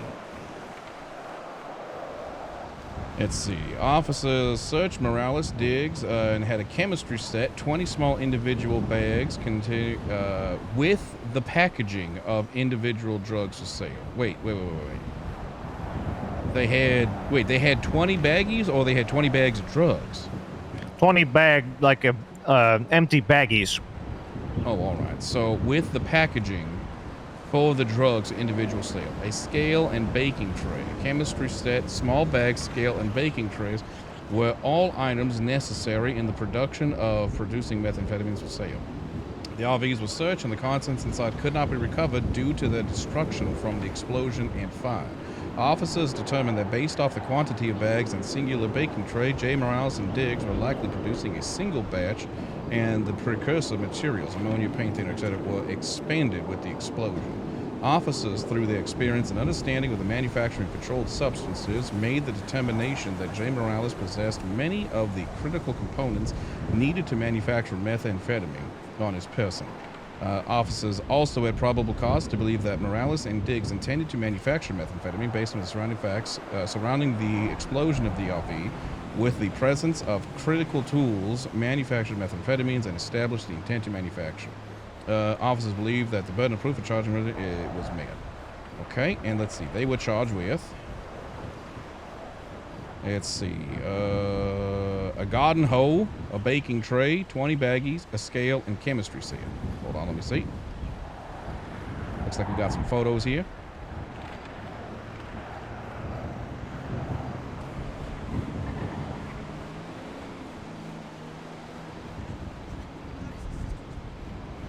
Yeah, you can argue this. I don't know why. I don't know why. What's your angle? I don't know you. What do you mean, what's my angle?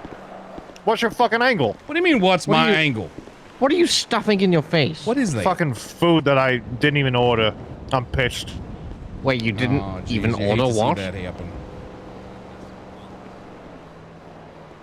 Okay. Well, what is it? All right. So, hold on a second. Hold on. One more thing. Let me double check one thing in the report. All right.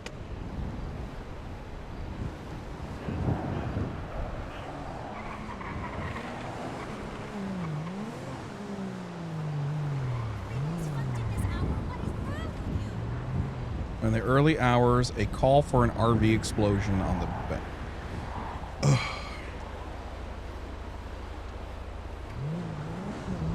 I see. Yeah, no, this one's easy. What's your angle? What do you mean, what's my angle? They didn't have any evidence on Tell me the fucking... It doesn't state... It's a precursor. They don't need to have the actual ammonia and shit. Oh, I see. So they need to have a precursor. Scale?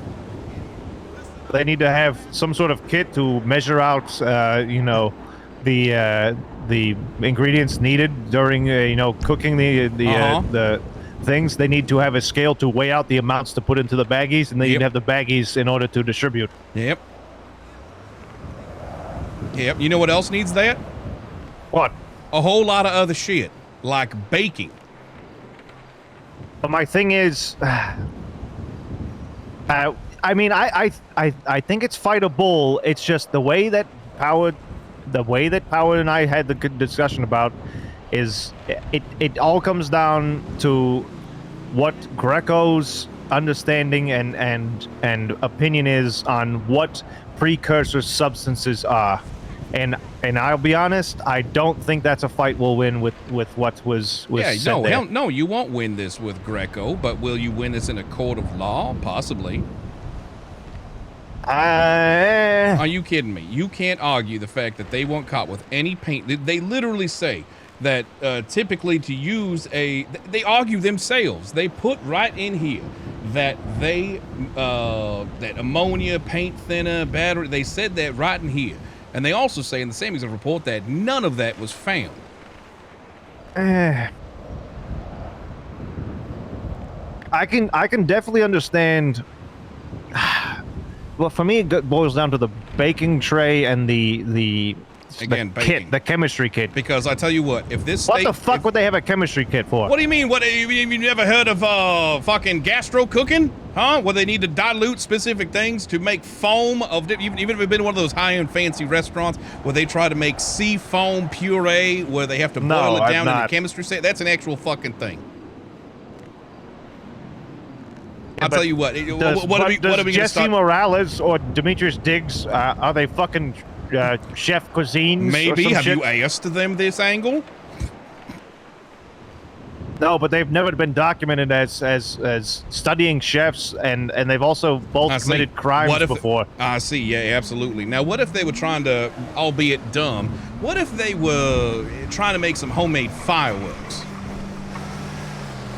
Listen, I'm not saying that we can't argue it. I just don't think we'll win it, in my personal opinion.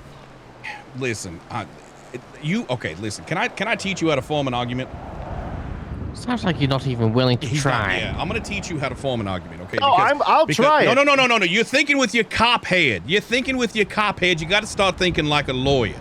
You're thinking that you have to prove that they 100% definitively are innocent of this crime. That's cop talk. You need to think like a lawyer. You just have to prove reasonable doubt. That's it. So what you're saying, so I'll argue you, okay? You're saying that because they were caught with baggies, chemistry set, and a baking tray, that they're definitely guilty.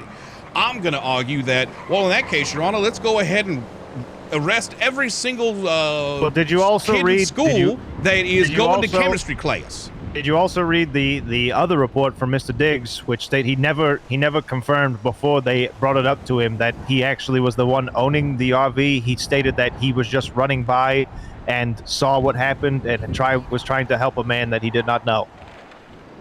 Who was Okay, who was found with what? So Jesse Morales was found with not ingredients, but substances on his person, injured and I don't know if he was unconscious or not, if it stated or not. Yeah, unconscious. What did Morales say was unconscious. Who had the chemistry set on? He did. He was found unconscious. Who is he? Morales. Okay, all right. It literally says in the fucking thing. Yeah, I read it, but you're eating and you distracted me because now I'm getting hungry. Listen. Okay, so he was found unconscious. I'm assuming if they brought him, I don't know if they did, but no, I don't know if they treated him on scene. Didn't say it now. We'd have to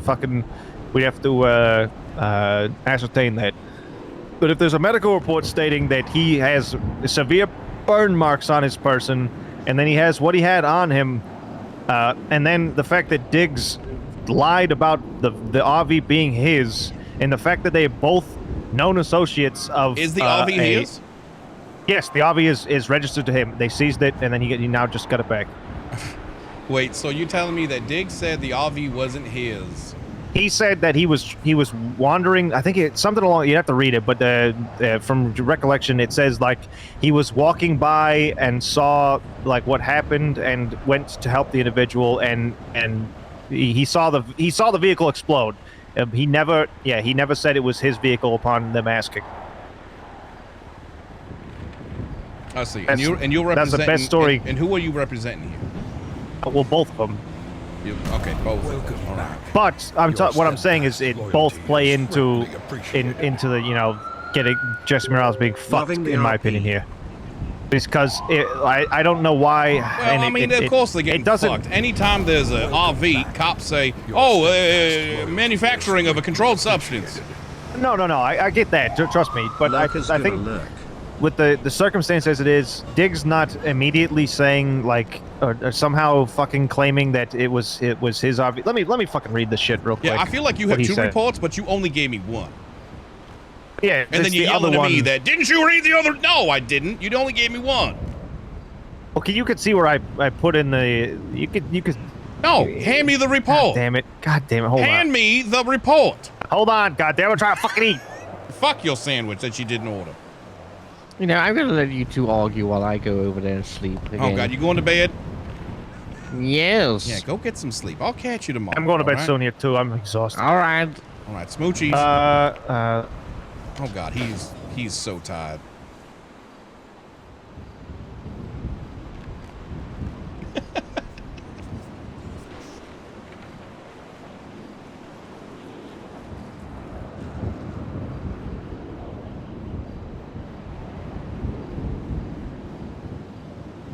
What do you guys think? Is the PD gonna drop to 5,000 and meet me halfway? Pretty sure it's that one.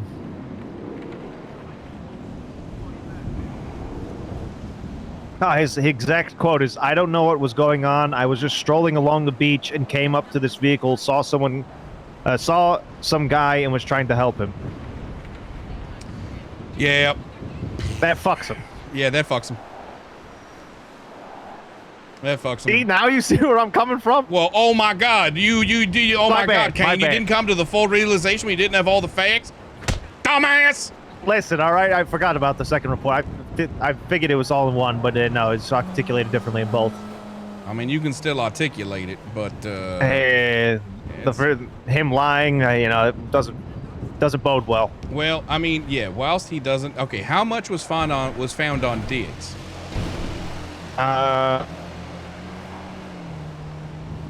No, he had nothing on him. The only thing that was in his possession was the fucking RV. Well, in that case, it's two different things. What do you mean? It's two different things. You argue in one case, not the other. Well, but all right, it plays listen, you into don't want it. the client. That's fine. You know, that's. No, he is on retainer, so I mean. Well, yeah, he's really going to keep on retainer after you say, "Oh yeah, I can't fight this." My thing is, I'm just trying to look for a fucking angle to weasel because I already gave you the angle to weasel. He has no actual precursors, and the only precursors that exist are the same thing that children have. They go to chemistry school, and anybody who owns a bakery in the city. I guess, but we just need I'm gonna wait on that fucking report from the main Bennies. thing. The main thing that I am gonna say is I don't think they had probable cause. That's the main thing I'm looking at. If you look at the report, they said that look at the initial report. They're not responding to a call about suspicious activity. They're responding to a call about an exploded RV. The first thing they do when they get on scene is arrest everybody. Well, first they administer aid, and then they arrest everybody. Let's see. Yeah, let's see. Response took approximately 1 to 2 minutes. This is on the Diggs one. Yep. Officer Cassidy drives up to the scene. Buddy and Jacob find a man in a purple mask carrying a body.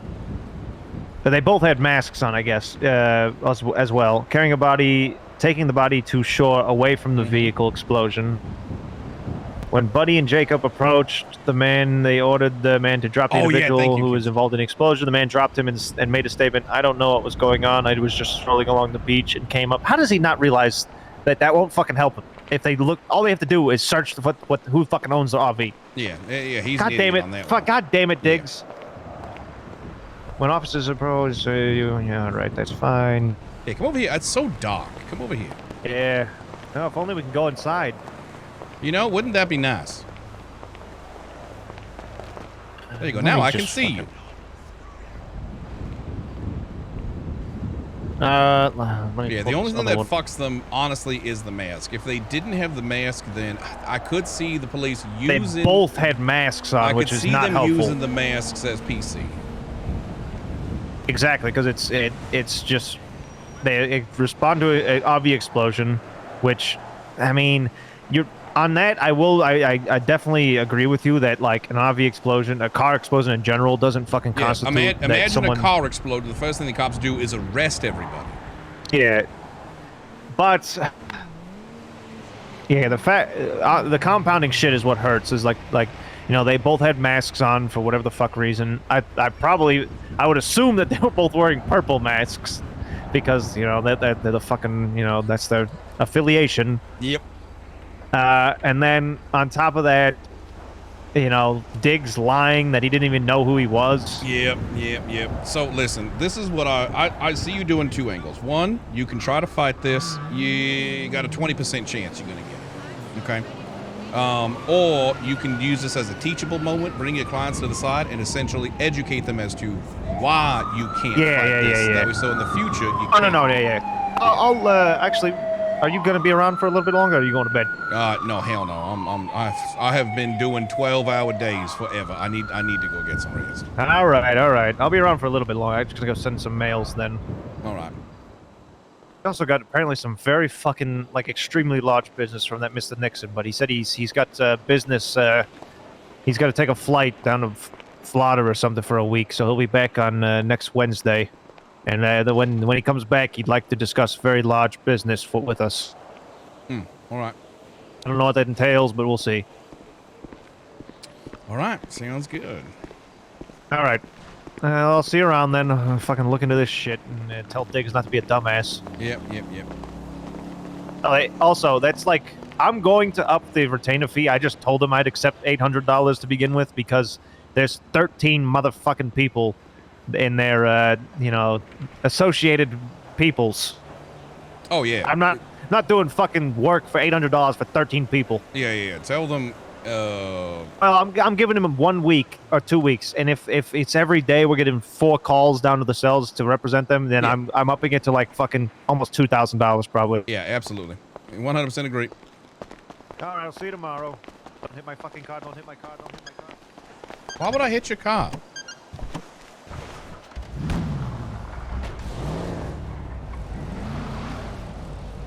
Okay. I am tired. Da da da da da.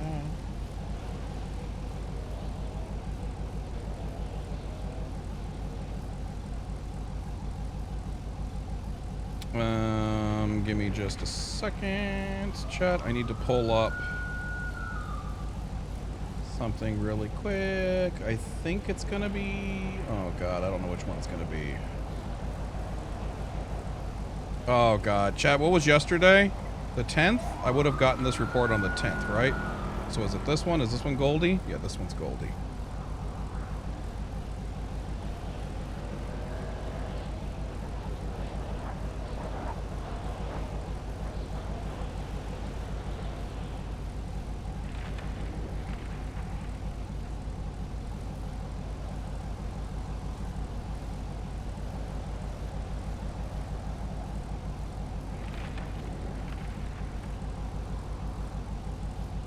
All right. Oh, yeah. I got to do the exhibits. Yeah. Thank you. Let me do that really quick, chat. Thank you. TK, are you actually sending me things, or did you get hacked?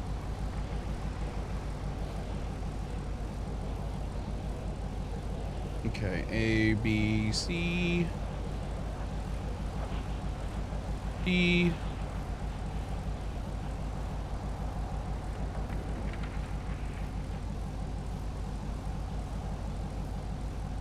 E,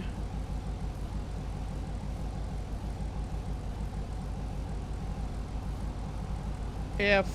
Okay, we're good. Okay, but that's for when you're bored. All right, sounds good. All right, let's go see if we can do the Goldie thing, shall we? I want to at least get this on the record before we call it a night. Because I am tired. I've been putting in like a lot of hours, chat, if I'm just being real. Yeah, I kind of miss my wife. I haven't seen Flynn in like a fucking at least a week because every time I end too late and Flynn's already passed out on the couch. I've been putting a whole lot of hours in. Hopefully you guys have been enjoying it. Yeah.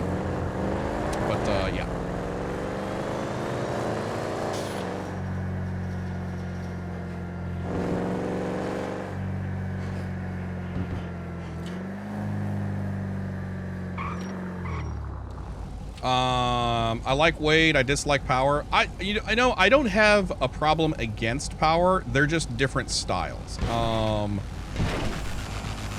there goes Kit.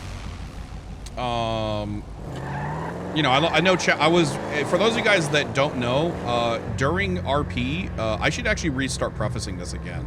I don't read chat. When I'm in the middle of lawyering, like when I'm talking here with chat, you know, hey, look, we're talking, we're doing shenanigans.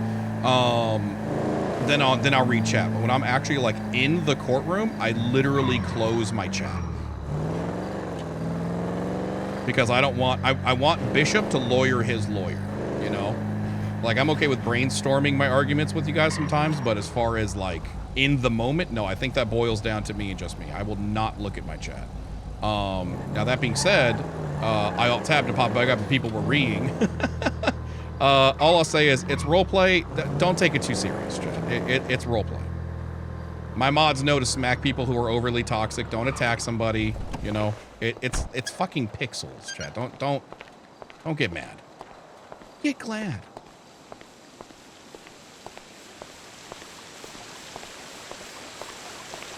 Yeah, the only thing that I disagreed with Power was him saying I'm not going to allow this type of questioning. I didn't really understand that because I was literally establishing that he was impersonating somebody he is not legally allowed to impersonate, and therefore my client didn't think he was a real cop and therefore didn't have to go for the law. Like, I was trying to establish that. So I don't understand him blocking that.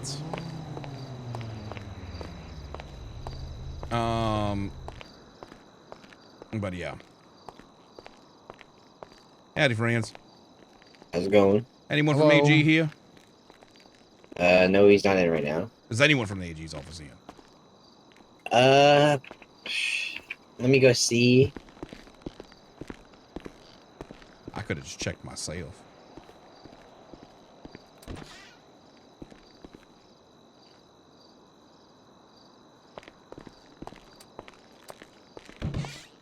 No, no one's currently in right now. Damn, I thought I saw someone in the window.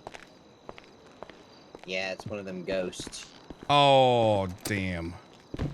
Yep. I hate that guy. He's crazy. All right. Well, do you know if anybody, anyone's around? You know, Greco's around in general, or who else is here? Hawthorne ain't gonna be in town for a while. What about Bishop? Is she still around? Marjorie Bishop? Yeah. I saw her about 45 minutes to an hour ago, and she said she was going to sleep. Ugh, shit. All right. Thank you. No problem.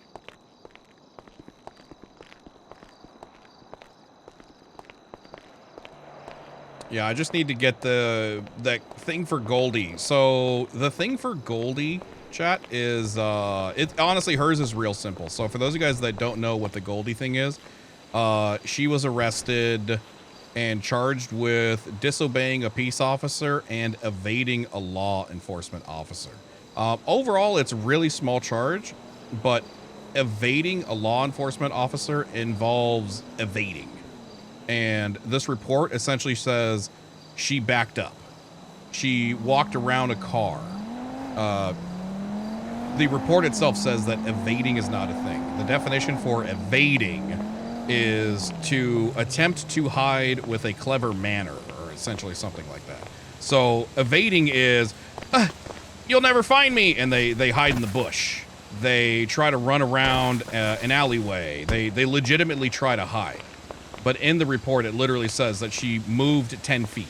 That's not evading.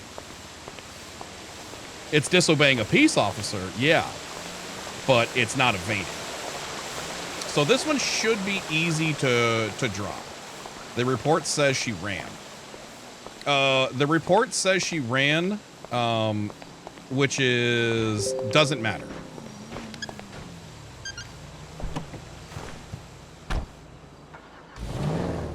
Because the report states, hold on, let's look at this. Let's look at the report. Blah, blah, blah. Officer O'Neill has been a suspicious call, blah, blah, blah. Miss Fisher sitting in the passenger seat, stopped by his bike, away from the, after circling the vehicle. O'Neill ordered Miss Fisher to hop out of the vehicle, put her hands up. O'Neill then ordered Miss Fisher to put her hands up. Again, Miss Fisher responded with, why? Officer O'Neill then responded with, you're being detained right now. To which Miss Fisher replied for what exactly? Officer O'Neill then advised her that there was a suspicious call in the activity from the area in dispatch and that she was being detained. Ms. Fisher then claimed that she was not doing anything suspicious, as an RV was being driven past both Ms. Fisher and O'Neill headed west. Officer O'Neill then advised that he was going to detain Ms. Fisher. O'Neill then ordered Ms. Fisher to turn around. Then Ms. Fisher began to back up, trying to distract Officer O'Neill, saying, "Did you hear that?" Officer O'Neill then said again, "Put your hands up for me." Fisher then began walking away from the officer towards the front of the rancher to the driver's seat, which Officer O'Neill stated to her, "Don't get in that car." Miss Fisher then began to sprint to Officer O'Neill's motorcycle and attempted to get on it, to which she was unable because it was locked. I hate this.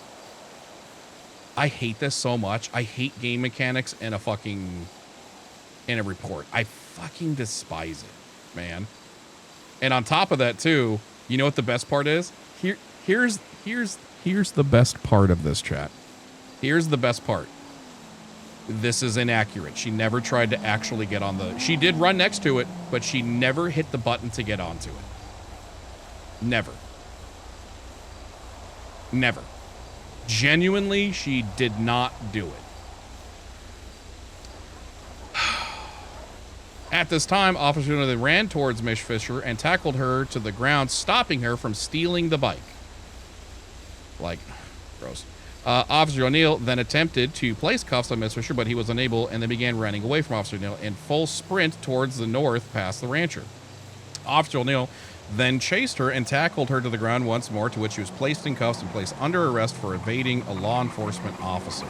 She was searched and then transported to blah, blah, blah, blah, blah. Miss Fisher was given a lawyer, given a plea deal, released with, to be released no time. Miss Fisher decided to plead guilty and she was sent to prison accordingly. Like, this is a well-written thing, to be fair. In the officer's credit, this is a well-written thing.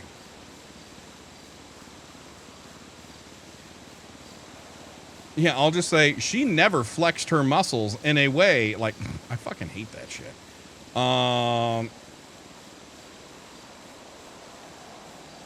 Look at it from the AG POV before you talk to him. That way you can beat him at his own game. What's the definition of fleeing?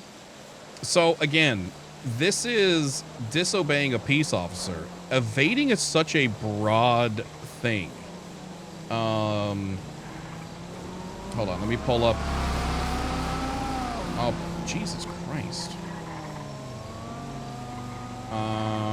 Do I already have the penal code up?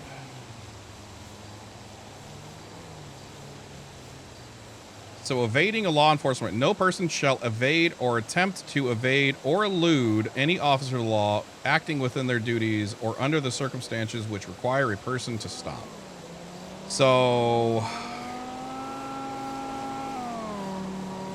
yeah.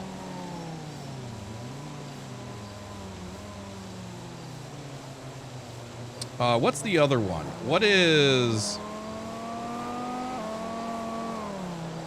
resisting arrest? No person shall act to resist, delay, or obstruct by any means law enforcement officer in carrying out their arrest. Well, I guess she wasn't under arrest because she was being detained, not arrested at the time. Like I said, I already told Goldie that this is going to be up to the thing. Oh, God.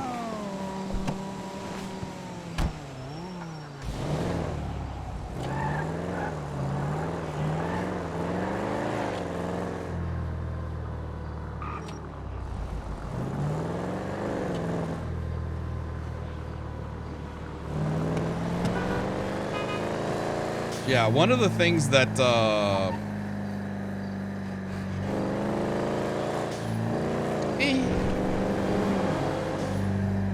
wording on the law isn't clear, sadly. Well, I mean, welcome to 90% of the penal code, so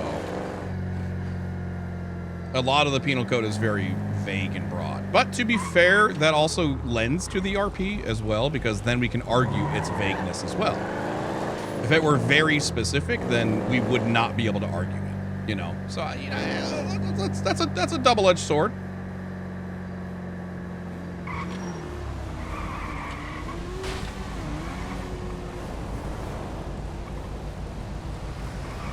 I could argue that the thought she was trying to get on the bike. Yeah. There's arguments to be had. Will I win it? Probably not.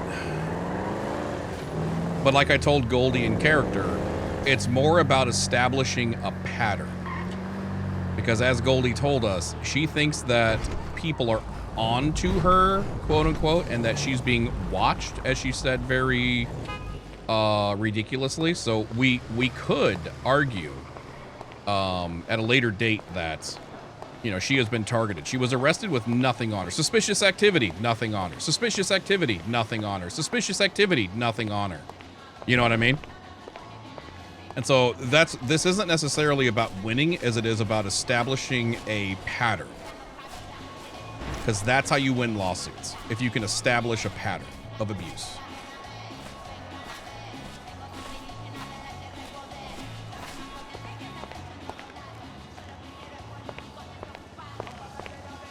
Now, the only reason why I don't want to bring this up is this car, if she was in this car, is that car stolen? Because if I try to appeal this, I don't know how this system works. If they can try to say, well, yeah, you're right, the officer did fuck up on this, so we're going to charge her with accessory to manufacturing, grand theft auto, or possession of a stolen vehicle. You know, like I could make matters worse. I don't know how the server itself works in that regard, I guess is how I would state it. Is suspicion a misdemeanor or a felony? And that's another thing that is also very lenient, which is one thing I hate because it's always server mechanic based. You know, we got a call from suspicious activity, therefore we have probable cause.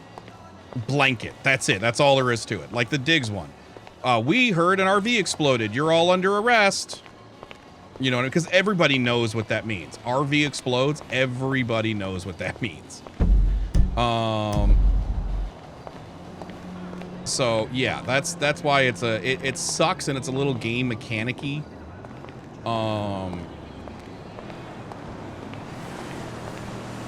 The matter that Goldie Ward's car is stolen, it could be argued both ways.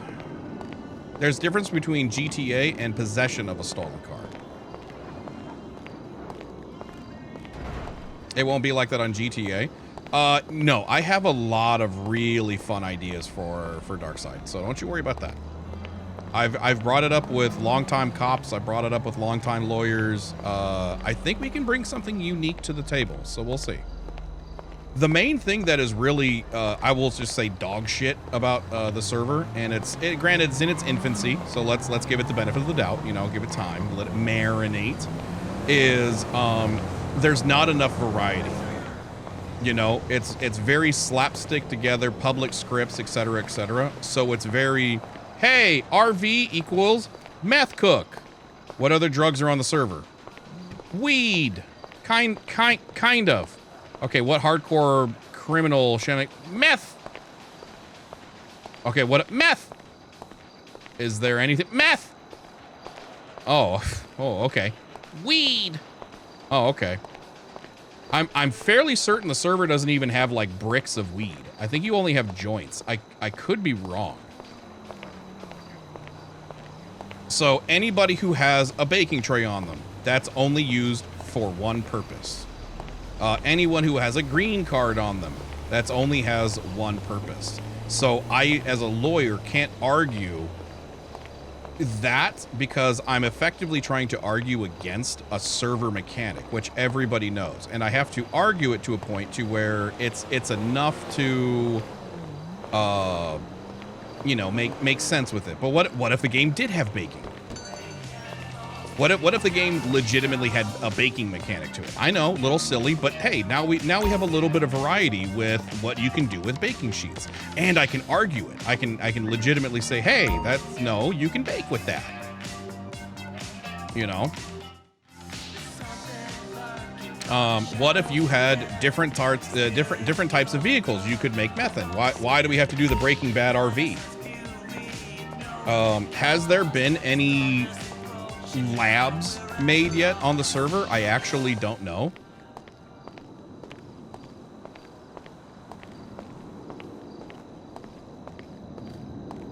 Yeah, the lack of content means trying to RP around things being a crime sort of awkward. Exactly. GTA has a lab built in. They do have a lab built in, but I don't think anyone has access to said thing. Your Honor, he was going to a bake sale. Yeah, exactly.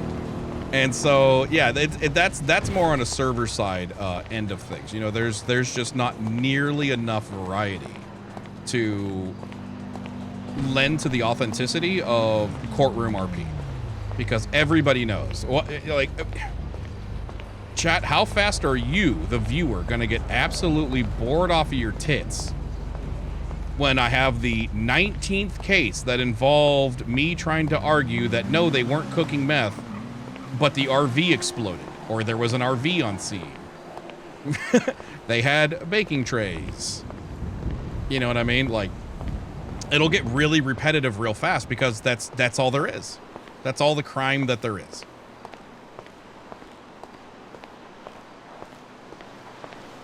Am I too late? Yeah, I'm going to bed, B. But don't worry, I'm glad you didn't pop on today. It was incredibly boring as dicks. Okay, it was another courtroom day. But tomorrow, we're gonna have some shenanigans. Tomorrow, we're gonna be doing, tomorrow we actually have a sponsored stream, and then we're gonna be doing some shenanigans. On Tuesday, we might be making our crim character to help out with the downtime.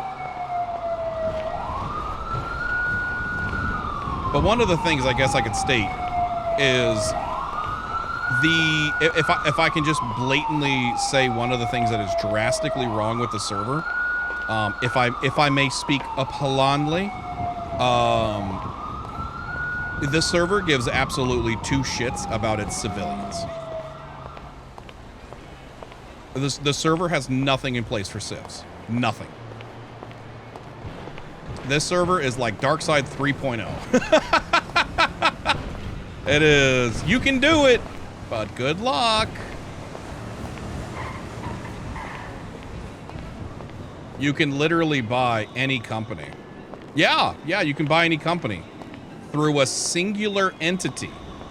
And how do you get enough money to buy said money, Gray?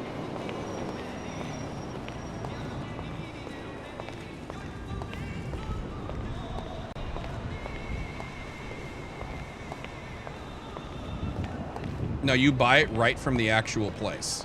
Really? Oh, me eating my words a little bit. Look at you, huh? And how much, I know Fist was talking about buying the burger shot that was up north. And it was like, what did he say? It was like $40-something thousand. Right?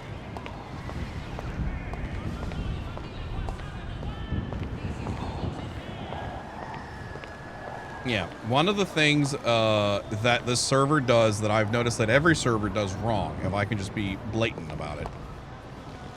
I keep hitting 8 to pull up my map. Ah! I've been banned!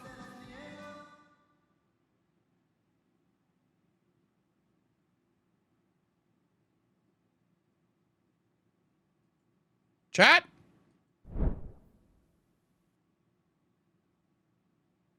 About time. You know what? I'm not even mad. Did I just get banned for 2 weeks?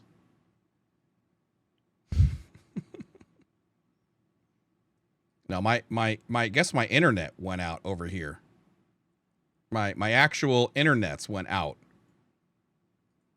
Oh boy. Hope I didn't just pull a Thor.